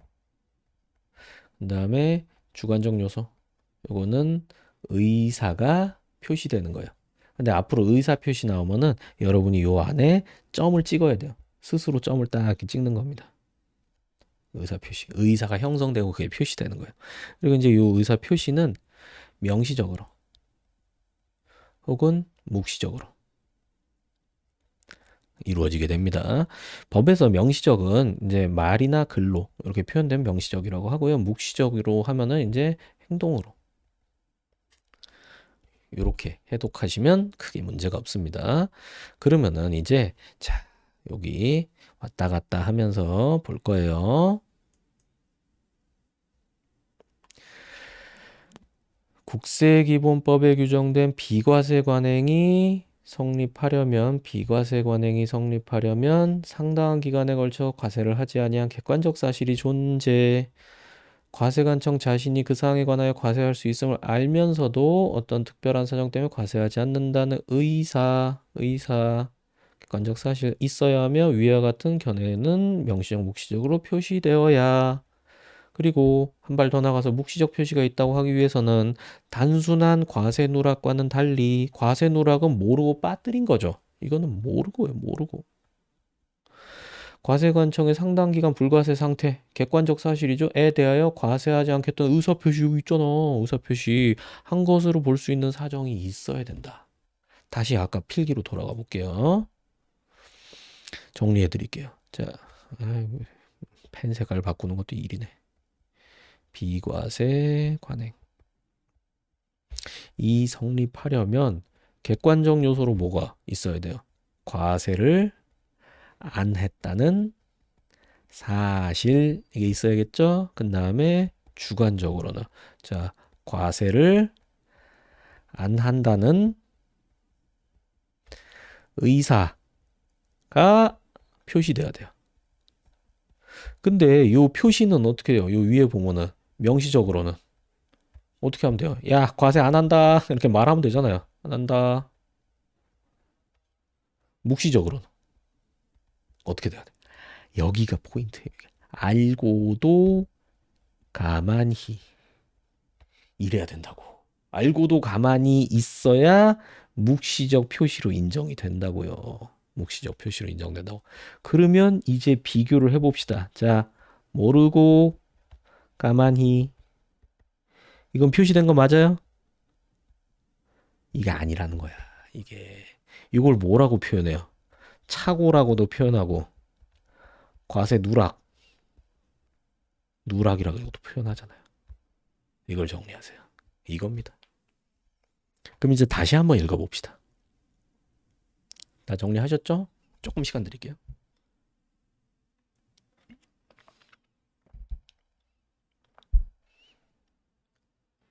뿅.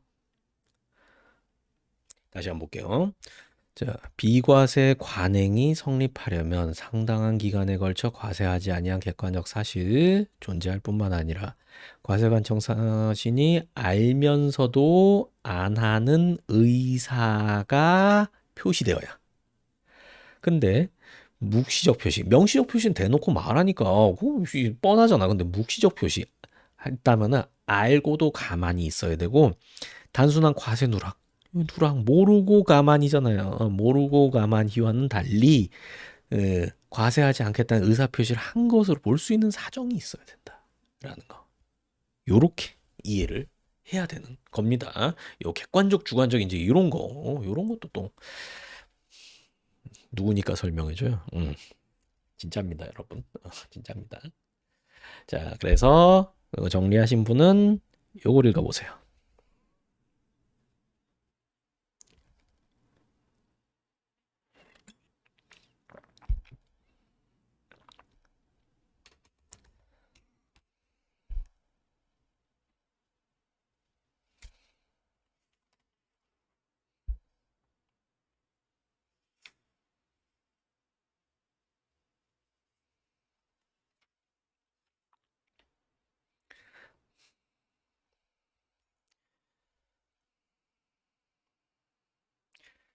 보셨나요? 여기는 알면서도 부과한 일이 없었다, 안 했다. 그러니까 관행이 이루어졌다라는 겁니다. 2번도 똑같아요. 묵시적으로 표시한 것으로 볼 수 있으므로 이렇게 3번, 4번 다 읽어보시면 유사합니다. 그리고 오른쪽에 1번 보세요. 일반론적 현에 표명한 것에 불과. 그러면 안 된다라는 거 공부했었죠. 2번도 일반론적 현에 표명에 불과. 응. 요거는 조금 주의하셔야 돼요. 이건 단순한 과세 누락에 해당되는 사안인데 요거는 조금 읽어보셔야 되는 겁니다. 이렇게 판례에서 친절하게 힌트가 안 나와 있는 경우도 있거든요. 자, 그렇게 해야 되고 이제 선행조치 입증 책임 해가지고 요거는 이 주장하는 사람이 입증해야 됩니다. 요 입증 책임은 요렇게 기억해 두세요. 이제 자신에게 유리한 사항은 스스로 입증해야. 그러니까 여기서 이제 과세 처분 받은 사람 입장에서는 이 비과세 관행이 성립했다. 그게 자기한테 유리하잖아요. 그러니까 이제 과세하지 않았다는 객관적 사실 그리고 그 의사가 표시됐다는 사정까지 입증해야 된다라는 겁니다. 자, 여기까지 또 한번 끊고요. 또 쉬었다가 하도록 하겠습니다. 마지막 시간이니까 문제는 나중에 이제 제가 과제로 내드리도록 하겠습니다. 그래서 쉬세요. 쉬시고 마지막 시간은 우리 10분만 쉽시다. 10분만. 그래서 5시 오세요. 문제 안 내는 대신에 5시입니다.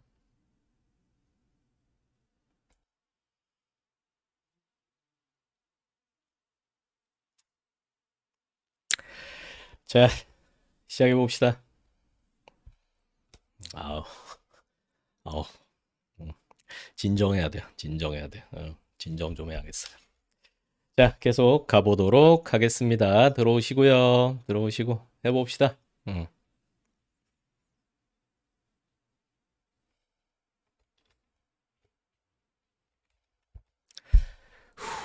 다 오셨죠?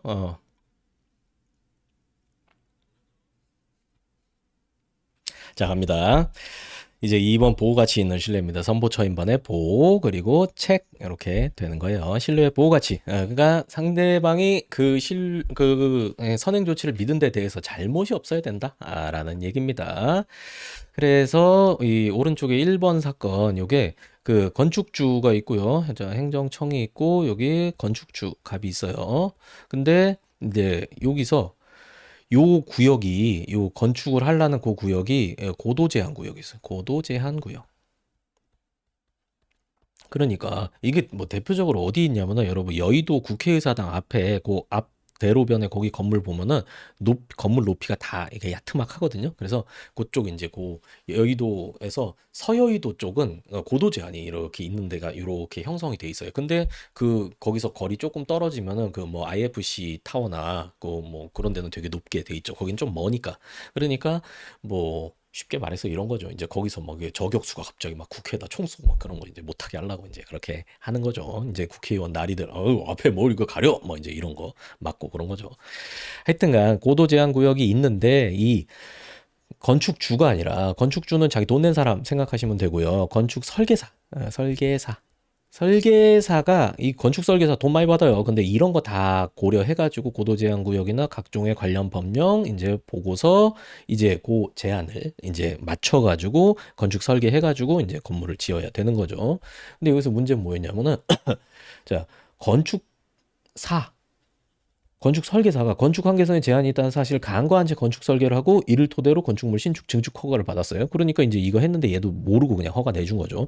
그리고 건물 막 짓다 보니까 이제 한 이 정도 이렇게 올라간 거예요. 그러니까 옆에서 막 민원 제기하죠. 왜 쟤네만 높아요? 그러니까 여기서 화들짝 놀라고 야 깎어 이제 이렇게 된 거예요. 잘라 이렇게 하니까 이제 아니 씨 허가 내줘놓고 왜 그러냐라고 했는데 이제 너의 신뢰에 귀책 사유가 있다. 대놓고 네가 잘못 본 거 아니냐. 근데 제가 잘못 본 게 아니고 얘가 잘못 봤는데요. 야, 얘도 니네 편이잖아. 이제 이런 얘기가 되는 겁니다. 그래서 요거 에, 같은 팀으로 본다.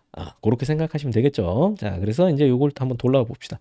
귀책 사유라 함은 행정청의 견해 표명의 하자가 이거 여기서 허가내 준 거 하자가 있죠. 근데 요 상대방 등 관계자의 사실 은폐, 속이는 거, 기타 사위, 사기 위계입니다. 어이구 우리 김사위, 뭐 이거 아니고 사기 위계 방법으로 괜히 했다 싶네요. 자, 그래서 넘어가시고요. 방법에 의한 신청행위 등 부정행위에 기인한 것이거나 그러한 부정행위가 없다고 하더라도 하자가 있으면 알았거나 중대한 것으로 알지 못한 경우 등을 의미한다고 해석함이 상당하고 요거 어떻게 이해하시면 되냐면은 여기는 잘못이 이제 귀책이 잘못이라고 생각하시면 돼요. 이건 귀책이 큰 거예요.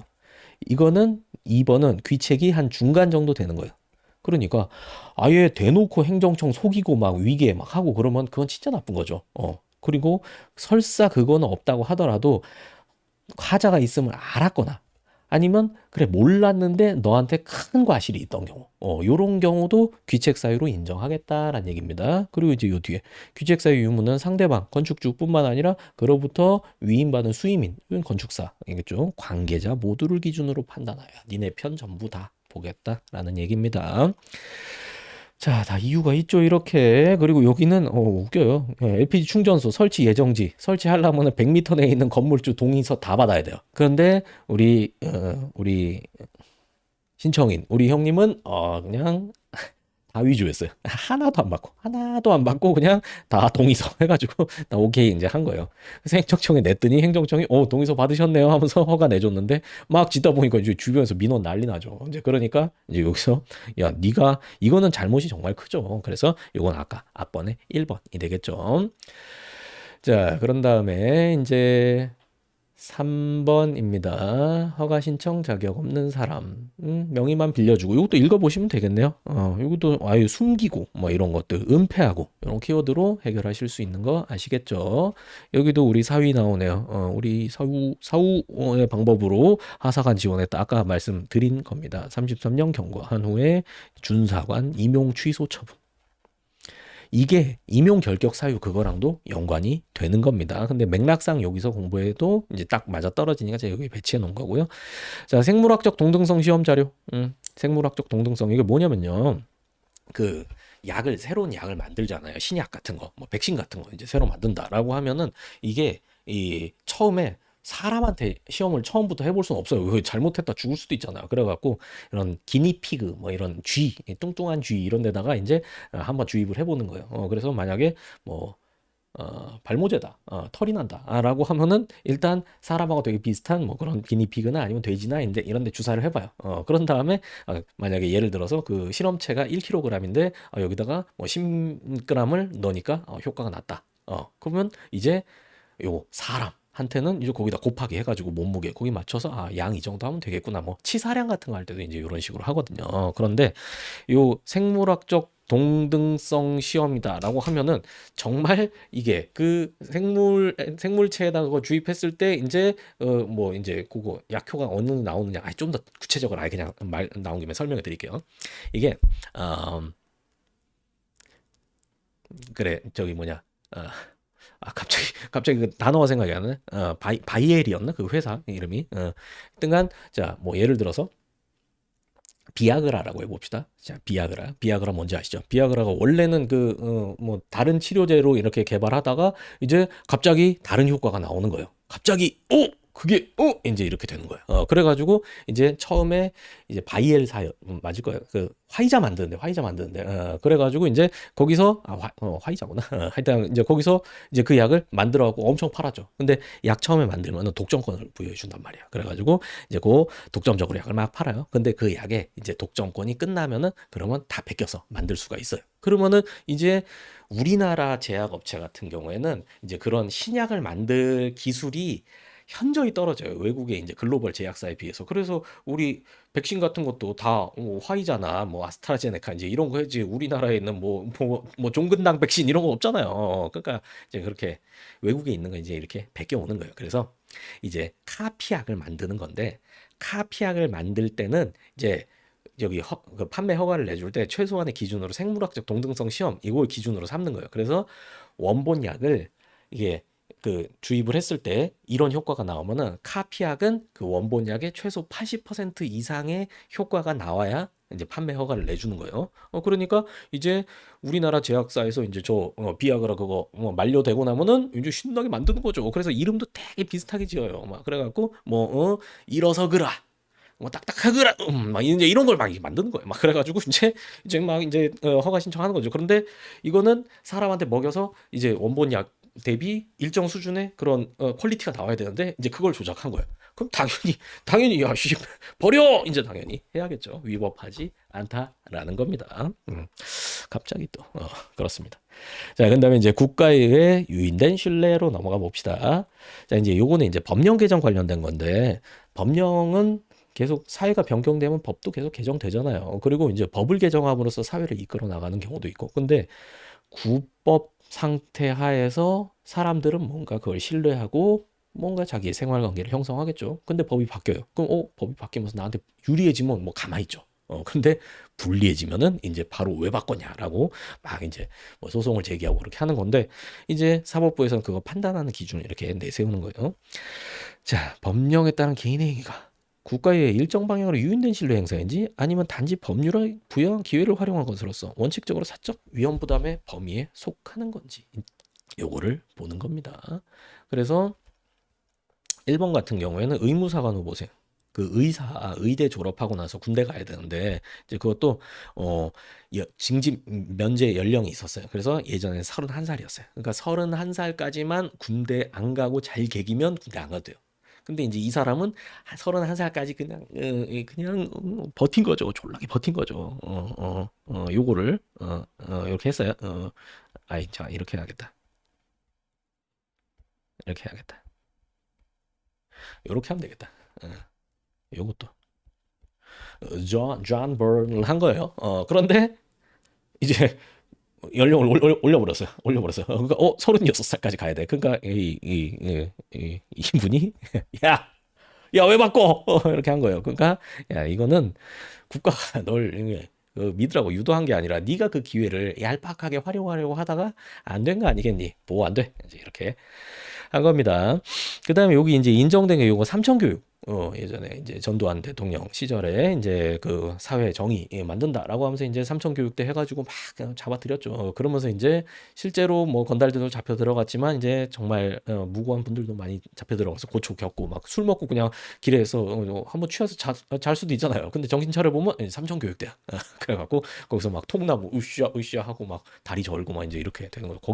거기는 진짜 무섭게 한 게 진짜 혹독하게 한 게 뭐냐면 애초에 취지는 건달들 잡아오는 거였거든요. 그러니까 거기 이제 군인들도 아예 얘네들은 건달이니까 그냥 주어 패서 통제를 시켜야 된다. 이런 식으로 이렇게 혹독하게 대한 거죠. 그래서 거기서 돌아가신 분이나 다친 분이나 엄청 많았습니다. 근데 국방부 장관이 이제 피해자들 피해 보상하겠다고 공고하고 피해 신고까지 받아놓고 나중에 안 해준 거예요. 그러니까 이거는 안 된다, 안 된다. 그다음에 이제 오른쪽에 2번 이제 요거는 그 거창 사건이라고 요것도 되게 중요한 사건이긴 한데 배경은 여러분이 뭐 그것까지는 시험에 나오진 않으니까 이제 여기선 요렇게 하세요. 이렇게 법률안. 근데 대통령이 이제 그 승인하고 공포를 해야 되잖아요. 그렇게 돼야 확정이 되는 거고 법률안 까지만 만들어졌는데 대통령이 거부권 행사해서 공포를 안 했으면은 이제 그 법에 대해서는 신뢰 보호의 원칙이 적용되지 않는다 그런 판례입니다. 그리고 3번도 비슷하게 입법 예고 요거 키워드로 비슷하게 이렇게 공부해 놓으시면 됩니다. 자, 그다음에 3 상대방의 처리예요. 선보 처임반이죠. 여기는 공책 위반의 위고 선행조치 신뢰한 상대방이 이해 기초에서 어떤 행위를 했어야 되고 국민의 행위도 역시 적극적 행위, 소극적 행위 불문합니다. 소극적 행위 신뢰 기반에서 투자를 안 했으면 소극적 행위가 되는 거죠. 그다음에 인과관계 판례는 뭐 인과관계 당연히 필요하다 그래서 별도로 이제 언급은 안 합니다. 근데 중간에 보면 이게 내용이 나와 있어요. 자, 그런 다음에 이제 선행조치에 반하는 행정청의 후행조치, 선보처임 반, 공책 위반 이겁니다. 그리고 그 반하는 행위가 상대방의 권익을 침해해야 되는 거고요. 그 다음에 공익 또는 제3자의 이익을 현저히 해할 우려가 있는 경우가 아닐 것. 그래서 선보처임 반 플러스 공삼 이렇게 정리하시면 되겠습니다. 선보처임 반, 공삼. 자, 그래서 이제 밑에 보시면 판례 보세요. 한려해상 국립공원.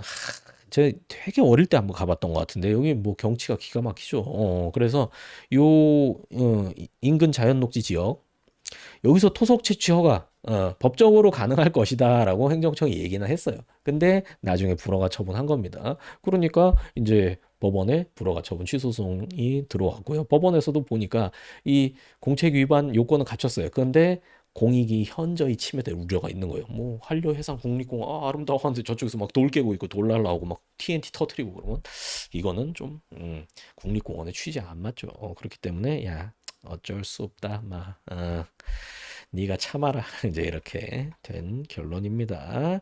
그다음에 요 2번도 판례 유사한 거니까 읽어보시면 되겠습니다. 자, 이제 신뢰보호의 한계로 넘어가서요. 행정의 법률 적합성 원칙과 충돌하는 경우인데요. 요거 좀 중요한 거예요. 또 뭐 다 중요하죠. 오늘 이거 신뢰보호 원칙이 진짜 문제 많이 나와요. 자, 행정청의 선행 조치가 위법한 것일 경우에 평등 원칙이나 자기 구속 원칙에서는 위법한 거에 대해서 아예 주장이 안 됐죠. 근데 여기서는 선행 조치 위법하다고 하더라도 나는 그거 믿고 행위했으니까 나의 신뢰 보호해 주세요라고 주장은 할 수 있어요. 주장은 할 수 있는데 100% 받아들여지는 건 아니에요. 이때는 비교 형량에서 결정합니다. 이익 형량설 보이시죠? 자, 그래서 이제 요 레미콘 공장 요거 한번 읽어 보시고요. 제가 여러분이 해야 될 건 요겁니다. 공익과 사익 중에서 뭘 더 보호했는가? 빨리 해보세요.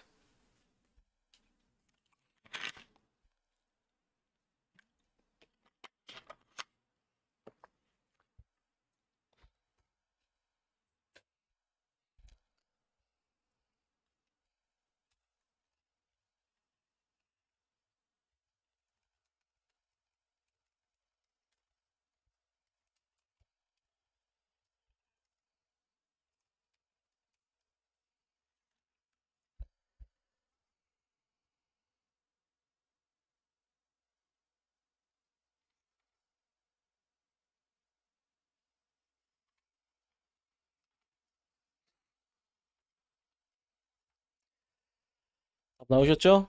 자, 그래서 공익이 더 큽니다. 그래서 너의 침해되는 사익은 안타깝지만 안 된다라는 거. 자, 그다음에 사정 변경합니다.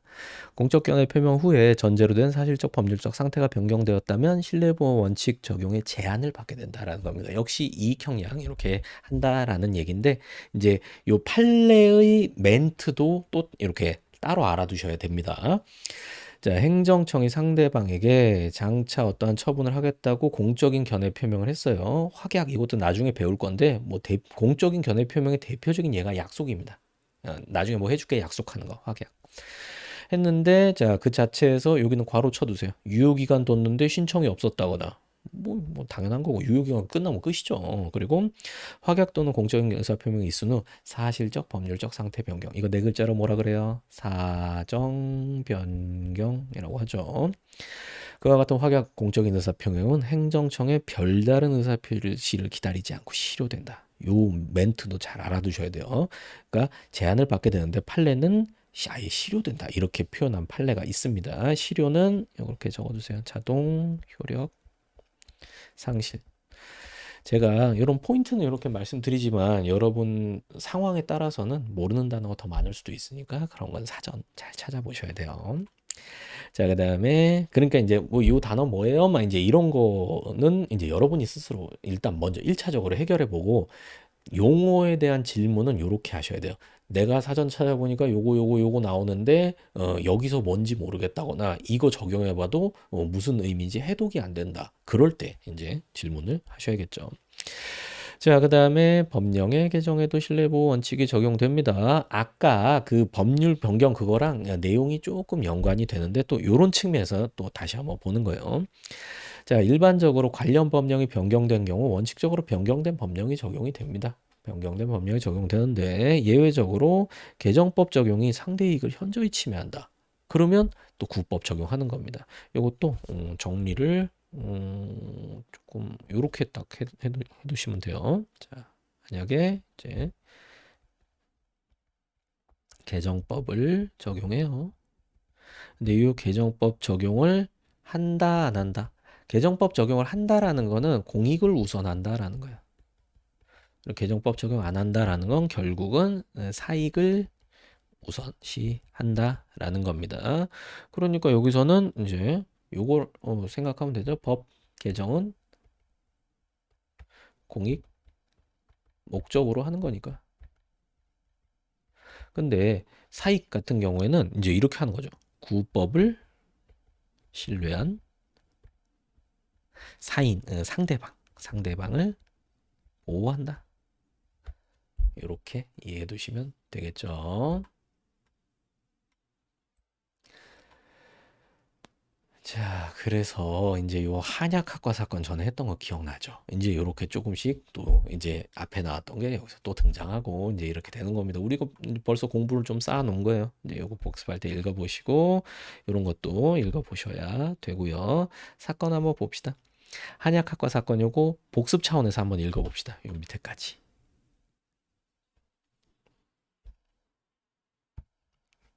교재는 다 받으셨죠?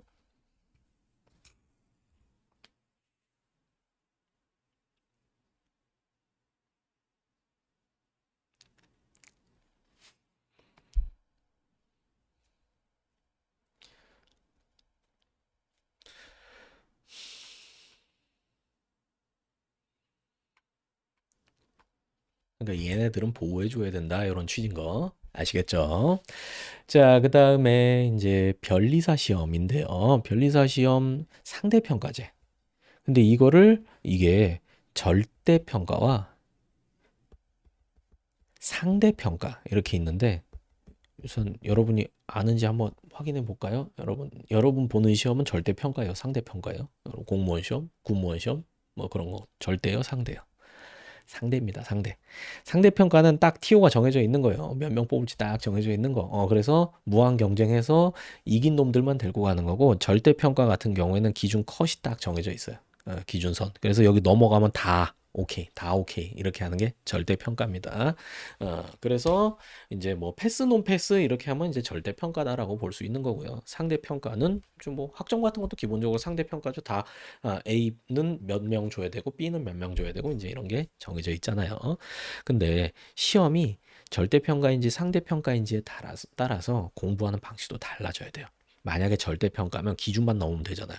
그러면은 만약에 행정법 시험이 60점 넘는 절대평가다라고 하면 저의 요 이게 그 교습 방법도 달라져야겠죠.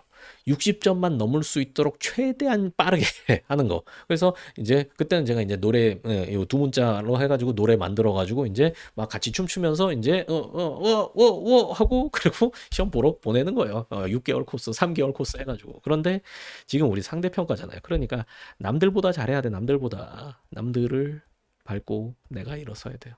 그러니까 공부를 더 많이 하고 문제 계속 풀고 이제 그렇게 해야 되는 거죠. 그래서 변리사 시험 원래 절대평가였는데 근데 상대평가를 이렇게 바꾼다는 거예요. 근데 문제는 뭐였냐면은 유예기간을 안 줘서 문제야. 유예기간, 그러니까 여기 판례 취지가 그거예요. 야, 유예기간 줘라. 실제로도 유예기간 주고 이제 그렇게 해결을 했습니다. 근데 바로 바꾸니까 내년부터 바로 하니까 야, 요건 무효다라고 한 겁니다. 너무 심하다라는 거. 그래서 우리 시험도 그렇고 뭐 경찰 시험도 과목 바뀌었고 소방 시험도 과목 바뀌었고 그리고 공무원 시험도 과목 바뀌었잖아요. 그러니까 그렇게 과목 바뀔 때 유예기간 주지 않습니까? 유예기간 안 주면 여기 해당돼서 바로 이제 법원에 쫓아가면 되는 거죠. 자, 근데 오른쪽에 보면은 이제 요거는 자, 개인 택시 면허. 요거는 요렇게 기억을 해주세요. 개인 택시라는 게 이게 그 개인 사업이지만 공익과 굉장히 밀접한 연관성이 있기 때문에 지자체에서 되게 통제를 많이 해요. 관리를 많이 하고 그리고 법원에서도 아무래도 공익 접점성이 크기 때문에 이제 요거는 좀 공익에 맞춰서 개인이 좀 참아야 된다. 요런 취지로 판결을 합니다. 그래서 여기는 개인 택시 자격 요건 변경할 때 유예기간 두지 아니하였다 하더라도 어쩔 수 없다. 이렇게 한 겁니다. 2번, 3번도 한번 읽어 보시고요. 그 다음에 요 4번, 요거 우리 했었죠? 그 다음에 5번, 징계 요건. 징계 요건 요것도 전에 했었는데 그 징계 요건 완화 관련해서 이제 질문하시더라고요. 그러니까 징계 요건을 완화한다는 거는 이제 더 징계 때리기 쉽도록 한 거죠. 그러니까 상대방이 불이익하게 되는 거죠. F 5번이면 퇴학이다. 근데 F 3번이면 퇴학이다. 그러니까 퇴학 징계 요건이 완화된 거잖아요. 근데 상대방은 이제 퇴학당하기 쉬워지니까 불이익하게 변한 거고요. 그래서 이렇게 제가 계속 그림 그려드리는 이유가 그것 때문에도 있어요. 저도 말로 때우는 거죠. 뭐 1등입니다, 제가. 근데 계속 그림 그려드리는 게 여러분 머릿속에 그게 떠오르질 않아요. 이제 저는 이제 이거를 계속 하니까 딱 뭐 얘기를 들으면 이제 머릿속에 이제 그림이 그려지죠. 아, 얘가 뭐가 권리가 있고 얘는 무슨 권리가 있고 그래서 아, 요렇게 뭐 당 관련자가 딱 이렇게 있구나. 근데 여러분은 이제 그게 안 떠오르잖아요. 그러니까 제가 계속 그림 그려 드리는 거예요. 제가 작년에 제가 이제 이렇게 필기 뭐야, 착판서 이렇게 하잖아요. 근데 이제 누가 이제 후기를 저한테 보여주더라고요. 장지혁은 필기가 너무 많다고. 근데 야, 다 그림이다. 그림이야, 그림. 그래가지고, 이제, 기본적으로, 이제 제가 필기해 드리는 거는, 판서 이렇게 해서 필기해 드리는 거는, 제가 해드리는 거 완결된 게 아니에요. 그거 필기만 보면 안 되죠. 필기만 보면 안 되고, 책을 독해하는데 도움이 되는 방향으로 저는 그렇게 이제 정리를 해드립니다. 자, 그렇습니다. 그 다음에 3, 행정계획이 변경된 경우. 행정계획도 보면은, 좀 작게. 행정계획이란 것도 이제 뭐 공익과 관련성이 클 거 아닙니까? 우리 동네를 어떻게 바꾼다. 뭐 예를 들어서 강남을 개발한다라고 하면 그 관련 그거는 이제 개개인과도 연관이 있지만 정말 뭐 서울 대한민국 여기와 연관되는 거지 않습니까? 그러니까 아무래도 여기는 공익을 좀 더 우선시해야 돼요. 그래서 개개인에게 뭐 계획에 대해서 뭐 왈가왈부할 수 있는 신청권 아까 신청권 말씀드렸죠. 그 신청권을 원칙적으로 인정하지 않아요. 근데 예외적으로 신청권을 인정할 수도 있고요. 아까 국토계획 변경 신청권 그게 또 여기에 연관되는 겁니다. 나중에 또 연관 지으시면 돼요. 자, 그런 다음에 이제 여기서 보면은 우선 1번 봅시다. 자, 행정청이 용도 지역을 자연 녹지 지역으로 결정했다가 그보다 규제가 엄한 보전 녹지 지역으로 지정 결정한 거예요. 그러니까 자연 녹지보다 보전 녹지면은 아무것도 못하는 막 그런 수준이 되는 거죠. 그러니까 글자 조금만 크게 할까요? 행정청이 용도 지역을 자연 녹지 지역으로 처음에 결정했다라고 하더라도 야, 이거 절대로 안 바꿀 테니까 니네 이거 믿고 뭐든지 해도 돼. 이런 약속을 한 건 아니잖아요. 그리고 이걸로 이렇게 변경한 것도 목적이 뭐예요? 행정청의 행위의 목적은 공익입니다. 공익을 위해서 이렇게 한 거예요. 그렇기 때문에 이제 공익이 좀 더 중요하다. 이제 이렇게 보는 겁니다. 뒤에 내용은 그런 취지로 블라블라 이야기를 한 거다 보시면 돼요. 2번은 좀 웃겨요. 웃겨.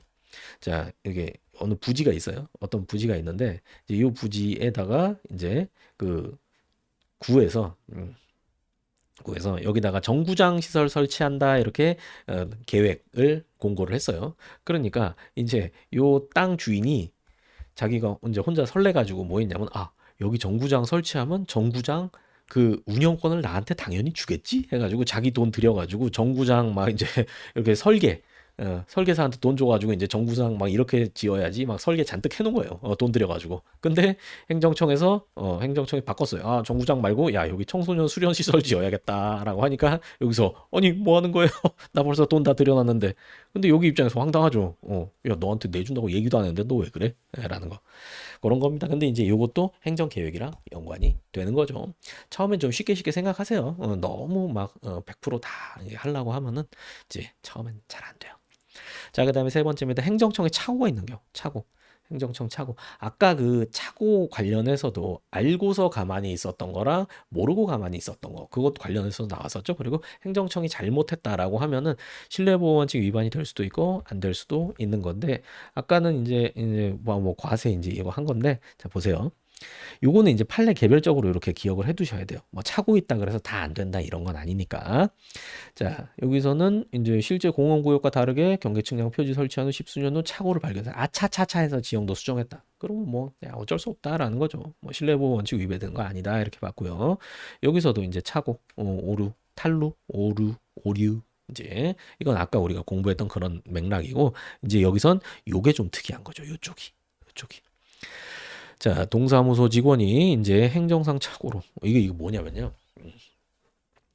잠깐 시간이 좀 있나? 조금 있네요. 자, 요게 이제 스티브 유하고도 관련이 있는 겁니다. 우리 스티브가 이제 행정법계에 커다란 족적을 남기고 있습니다. 스티브가 이제 그 군대 안 가겠다고 이제 아메리카로 런한 다음에 우리나라 국회의원 중에 누구 지금 대구시장 하고 계시는 준표성님께서 구준표 말고 홍준표입니다. 준표성님께서 이제 법을 만들었어요. 그래가지고 이제 이중 국적자들은 만 18세 되기 전에 국적 선택해라. 한국 올 거면 오고 갈 거면 가. 그리고 만 18세 지나서 이제 요 병적에 딱 들어온다라고 하면은 병역 의무 끝나기 전까지는 대한민국 국적을 포기를 못 한다. 이런 법을 만든 거예요. 그러니까 그러면 이제 만약에 여러분이 이중 국적자라면 어떻겠어요? 코리아 국적도 있고 아메리카 국적도 있다. 그러면 무엇을 선택할까요?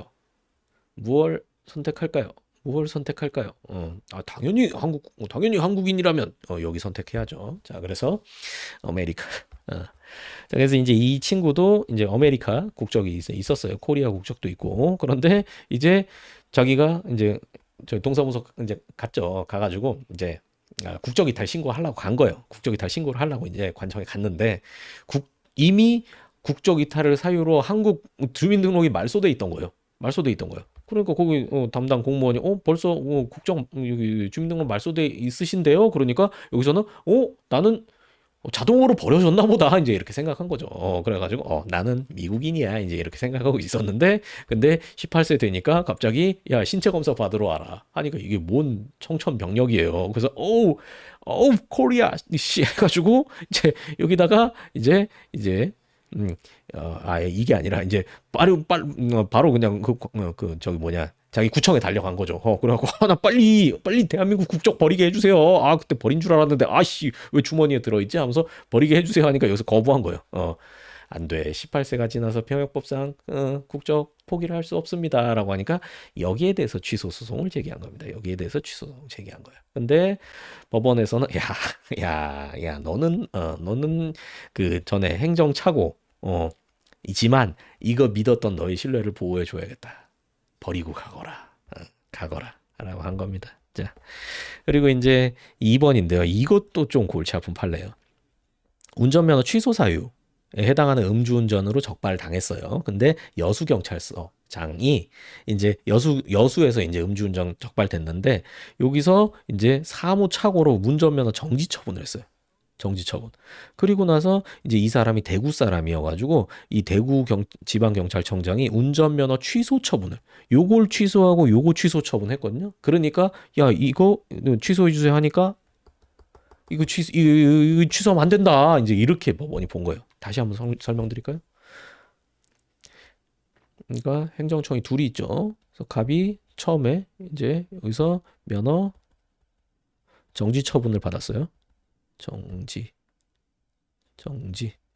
그리고 나서 이제 여기 대구지방경찰청장이 위반자에게 야 이거 면허 정지 아니야 그러면서 면허 취소를 해버린 거야. 면허 취소. 이렇게 해버리니까 이제 갑이 어디다가 취소소송 제기했을까요? 여기다가 취소소송 제기한 거예요.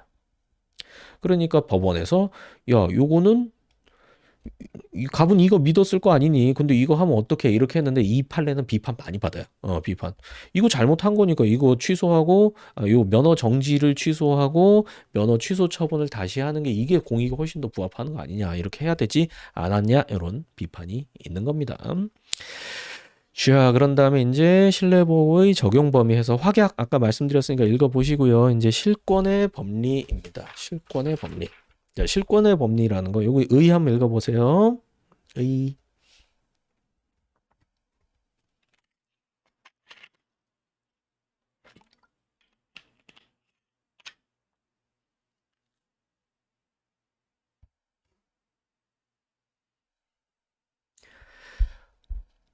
그러니까 실권의 범위란 건 뭐냐면은 행정청이 어떤 권한을 행사할 수 있었는데 그걸 알면서도 계속 뭉개고 있었던 거예요.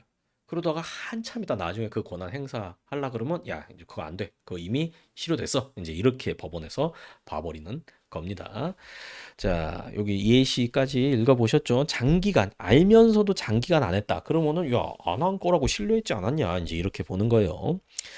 여기서 이제 골치 아픈 문제가 있는데 학설은 신뢰보호 원칙에서 파생된 법리로 봅니다. 신뢰보호 원칙, 행정법의 일반 원칙, 선보 처인반 여기서 실권 법리 파생됐다 이렇게 보는데 대법원은 더 큰 법률상의 더 큰 원칙인 신의성실 원칙에서 파생된 법리로 봅니다. 근데 신의성실 원칙이 대원칙이기 때문에 여기서 이런 게 파생이 돼요. 그러니까 뭐 얘가 여기가 아빠든 뭐 할아버지든 아니면 여기가 아빠든 같은 핏줄 아니냐 이제 이렇게 볼 수 있는데 이거 그렇게 중요한 건 아니거든요. 근데 이게 계속 기출이 계속 됐어요. 기출이 도대체 왜 내는지 모르겠어요. 이거는 그래서 별로 중요한 것도 아닌데 그냥 틀리라고 내는 문제 좀 같다는 생각이 듭니다. 근데 뭐 어쩔 수 없죠. 그래서 대법원은 신뢰보호 원칙에서 파생된 법리가 아니라 신의성실 원칙에서 파생된 법리로 본다. 이거 체크해 두시고요.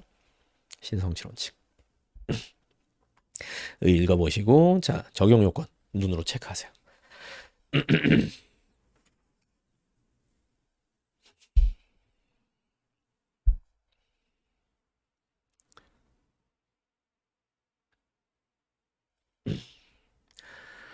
자 실권의 법리까지만 할 겁니다. 좋은 소식이죠?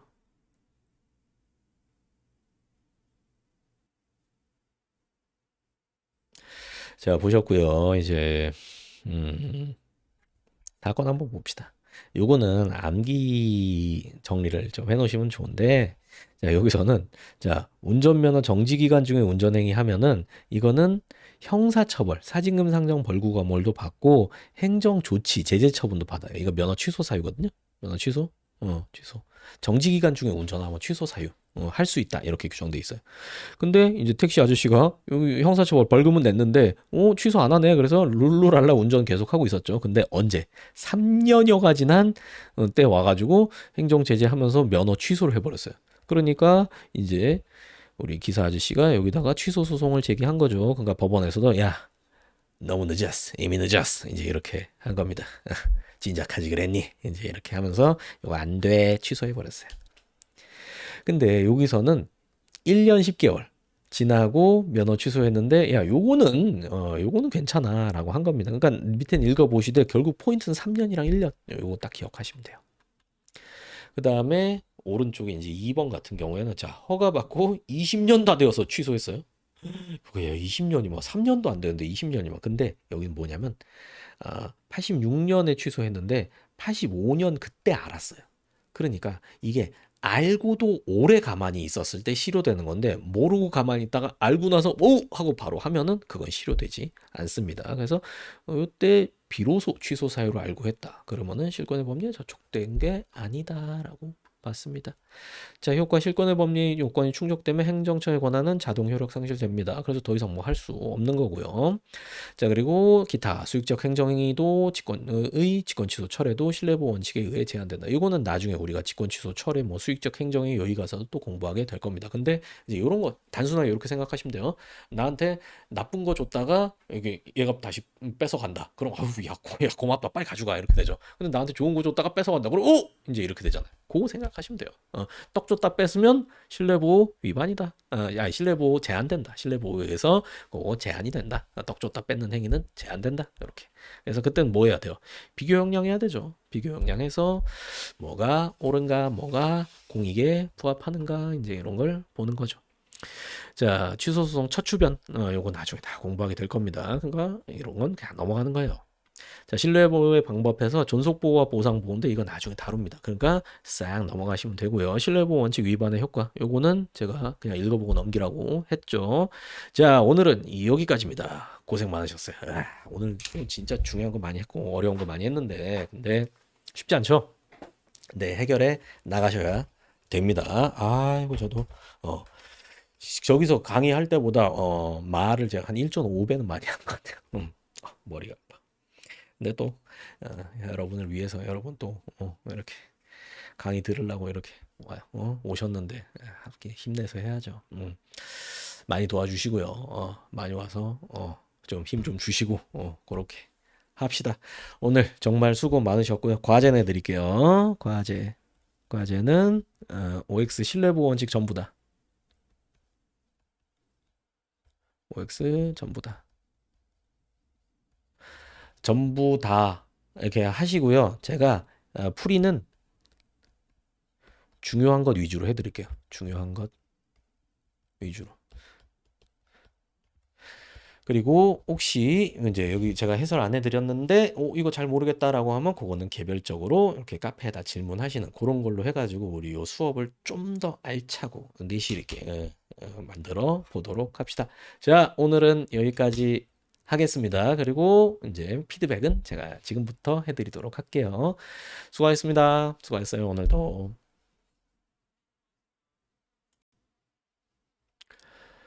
잠시만요.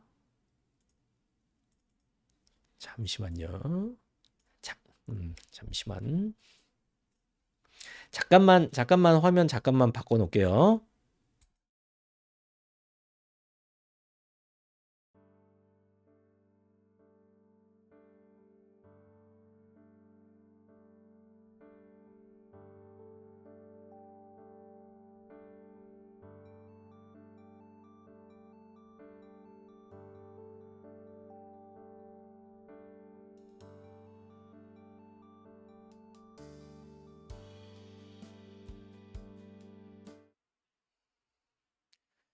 자, 이제 채팅을 한번 질문 있으시면 지금 하세요. 지금 하세요. 질문 있으시면 지금 하세요. 오늘 복습 빡세죠? 아유, 고생 많으셨고요. 지영님, 감사합니다. 목 관리를 잘해야 돼. 목 관리. 초코쿠키님, 재밌게 잘 들으셨나요? 좋습니다. 권이은, 예은인가요? 권이은? 이거 뭐 어떻게 읽는 거야? 유튜브에 글 쓰신 거 제가 봤습니다. 복습해야죠. 송똑똑님, 귀엽다. 이름이 뭔가 송똑똑. 근데 뭐 제가 귀엽다고 말할 수 없는 막 엄청 형님 누님 아니실까요? 주간 테스트, 월간 테스트. 정호님, 일 시키시는 거예요? 예스님, 수업 중간에 설명하시다 이거 하실 때가 있는데 뭐를 지칭하시는데 화면에 안 보여서 헷갈린 적이 몇 번 있어요. 알겠습니다. 음, 알겠습니다. 그거는 할게요. 근데 뭐, 제가 보통 이거 하는 거는 여기 깔려 있거나 방금 설명했거나 이제 그 얘기일 겁니다. 고생하셨어요. 복영님도, 종현님도, 윤소님도, 제티님도 고생하셨습니다. 감사합니다. 다람쥐, 예은님. 이거 약간 개콘 시절 아닙니까? 나리님 고생하셨고요. 수영님, 지연님, 은성님, YES님도 있고 YJ님도 있네. 감사합니다. 꼬꼬마님 수고하셨어요. 아이고 고생하셨습니다. 좋아요, 구독 좀 눌러주시고요. 댓글도 예쁜 댓글을 좀 써주시고요. 칠성천님, 힘들어요. 이거 말을 많이 하니까 진짜 머리가. 아이고. 근데 여러분들도 큰일 났어요. 이제 복습 이제 하셔야 돼요. 엉님, 이거 좋은 글이 있네요. 제여기 그 열고 가서 성적 보장해 줍니다. 덕분에 공무원 2년 연속 필합했습니다. 축하드립니다. 상대평가. 클립 각이 너무 날카롭다. 한미의 88정. 한미의 88정 이런 것도 있나요? 어,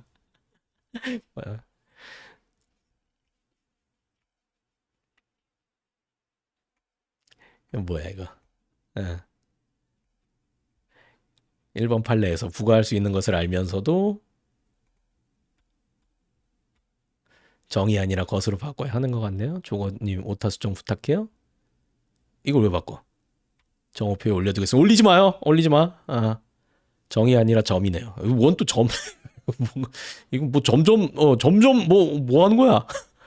빛날령님이 맞는 거 하셨네요. 판례 자체에서 정을 알면서 정이 맞아요. 정이 맞아요. 사정 많어 많어 정이야.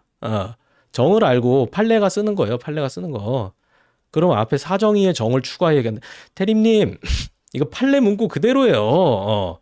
판례는 판례 문구 그대로거나 제가 중간에 조금 이렇게 뭐 이렇게 빼고 뭐 점점점 이런 걸로 바꾸는 거니까 뭔 오타입니까? 뭔 오타야. 그래서 어, 왜 그러시지? 왜 그러세요? 하지 마세요. 이런 거는. 이런 거는. 이게 이렇게 요렇게 하는 거는 물론 책에 뭐 오타가 아예 없어서 그러면은 아주 좋겠지만 책에 이런 쓴 내용에는 가끔 오타가 있을 수가 있잖아요. 그런데 이런 판례는 그대로 긁어서 이렇게 이제 중간에 뭐 뺄 것만 빼고 이제 그렇게 하는 거니까 뭐 이런 문구 같은 거는 그 틀릴 거 없어요. 그러니까 이렇게 좀 신중하게 해주셔야 돼요. 해주셔야 돼요. 이렇게 하면은 이게 그 다른 채팅 안 하시는 분들은 오해하실 수 있잖아요. 조금 주의를 해주시길 바래요.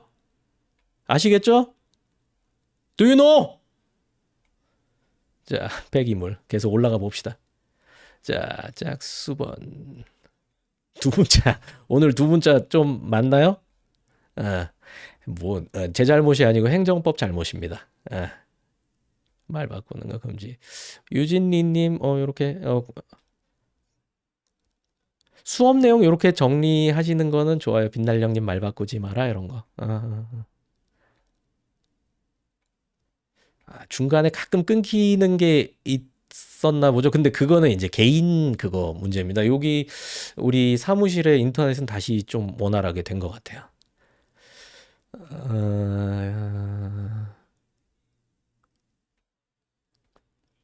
디에님, 지난 시간에 재량권 행사 한개 원리 했습니다.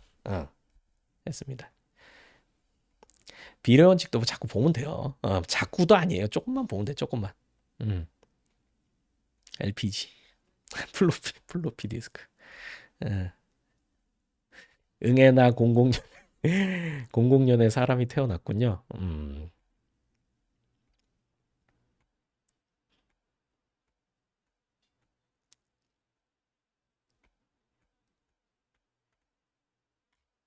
자, 어쨌든 뭐 앞에 것들은 이렇게 봤고요. 또 질문 올리신 분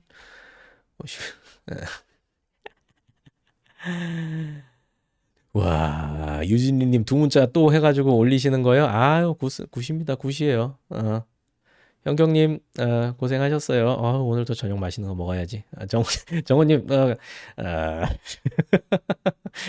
아니, 뭔 말인지 알아요. 근데 이게, 이게 또 제 입장에서는 그거 막 문제 만들고 촬영하고 그러면은 생각보다 시간이 걸려요. 생각이. 그래서 그런 것도 조금 감안해 주시고요. 고생하셨고요. 예, 댓글에 터진 샤프로 쭉 하세요. 샤프로. 수업 끝나고 복습할 때 처음부터 하셔야죠. 처음부터. 4-1부터. 규태님. 자, 정은송님이 이제 다 들었습니다. 두 문자송. 그러고 보니까 이제 두 문자송. 그렇네. 우리 마 뭔가 통하는 게 있노. 어, 밑줄 긋거나 동그라미 표시하는 것도 샤프로만 체크하는 게 좋을까요? 그러면 이렇게 하세요. 이제 제가 필기해 드리는 거 그런 거는 뭐 연습장이나 거기다가 이제 아니면 여기다가 샤프로 하세요. 샤프로. 그리고 복습할 때 그걸 다시 한번 보면서 예쁘게 정리를 할 때 그때 뭐 제가 밑줄 쳐 드린 거나 이제 필기할 거 예쁘게 할 거 그때는 까만 볼펜 뭐 아니면 포스트잇 그 정도로 이렇게 딱 정리를 해 놓으시면 되겠습니다. 랜선 스터디 일단 자료는 같게 할 건데 아마 차이가 존재는 할 겁니다. 뭐 어쩔 수 없는 거 아니겠습니까, 수경님? 빨리 들어오세요. 빛날 형님, 아이고 아쉬워요. OX 문제 푼 지 얼마 되지 않지만 정답 많으면 기분 짜릿해요. 진짜 그렇죠. 그 맛으로 공부하는 거예요. 맞아. 바로 그거예요. 바로 그거. 그래서 이게 참 그렇잖아요. 이제 OX 문제 딱 풀고 그다음에 답 이렇게 보면 맞잖아. 그럼 아싸 하잖아요. 근데 사실 그거 뭐 되게 대단한 거 아니라고 할 수도 있죠. 뭐 그거 맞춘다고 뭐 세상이 달라지나. 근데 그 조그마한 그 짜릿함이 모여가지고 공부의 원동력이 되고 동기부여가 되고 그걸로 합격하는 거예요. 그러니까 아주 좋은 거예요. 아주 좋은 거. 그런 거 하나하나 맞춰가면서 내가 성장하고 있구나 느끼는 거. 이제 그런 게 아주 좋은 겁니다. 아유, 우리 가연님. 다음 주 화요일 날 또 봐요. 또 봐요. 또 봐요. 여러분 이게 오셔서 공부 같이 하니까 좋네요. 질문 없으시죠? 질문? 오늘 필기요정님, 필기요정 익명입니다. 아직까지 익명입니다. 필기요정님이 원하시면 제가 공개해드리도록 하겠습니다. 전적으로 우리 요정님을 보호하는 방향으로. 자, 그렇습니다. 오늘은 그러면 여기까지 하도록 하겠습니다. 고생 많으셨고요. 복습 잘하시고요. 복습 잘하시고 카페 활동도 많이 하시고 저랑 책 후기 써주는 건 좀 약속해 주세요. 부탁드립니다. 그리고 조금 있다가 제가 이벤트 촬영해서 올릴 거예요. 쉴 수가 없어. 쉴 수가 없어. 지금 또 해야 돼. 또 해야 돼. 요거 고대로 앉아가지고. 판타스테이트님 다음 주에 못 뵈네요. 홀수 문제 해설 따로 올라오고 아니요. 아니요. 제가 그냥 그렇게 풀어드리고 나머지 수업 동엽님 집중 좀 해주세요. 제가 아까 얘기 드렸잖아요.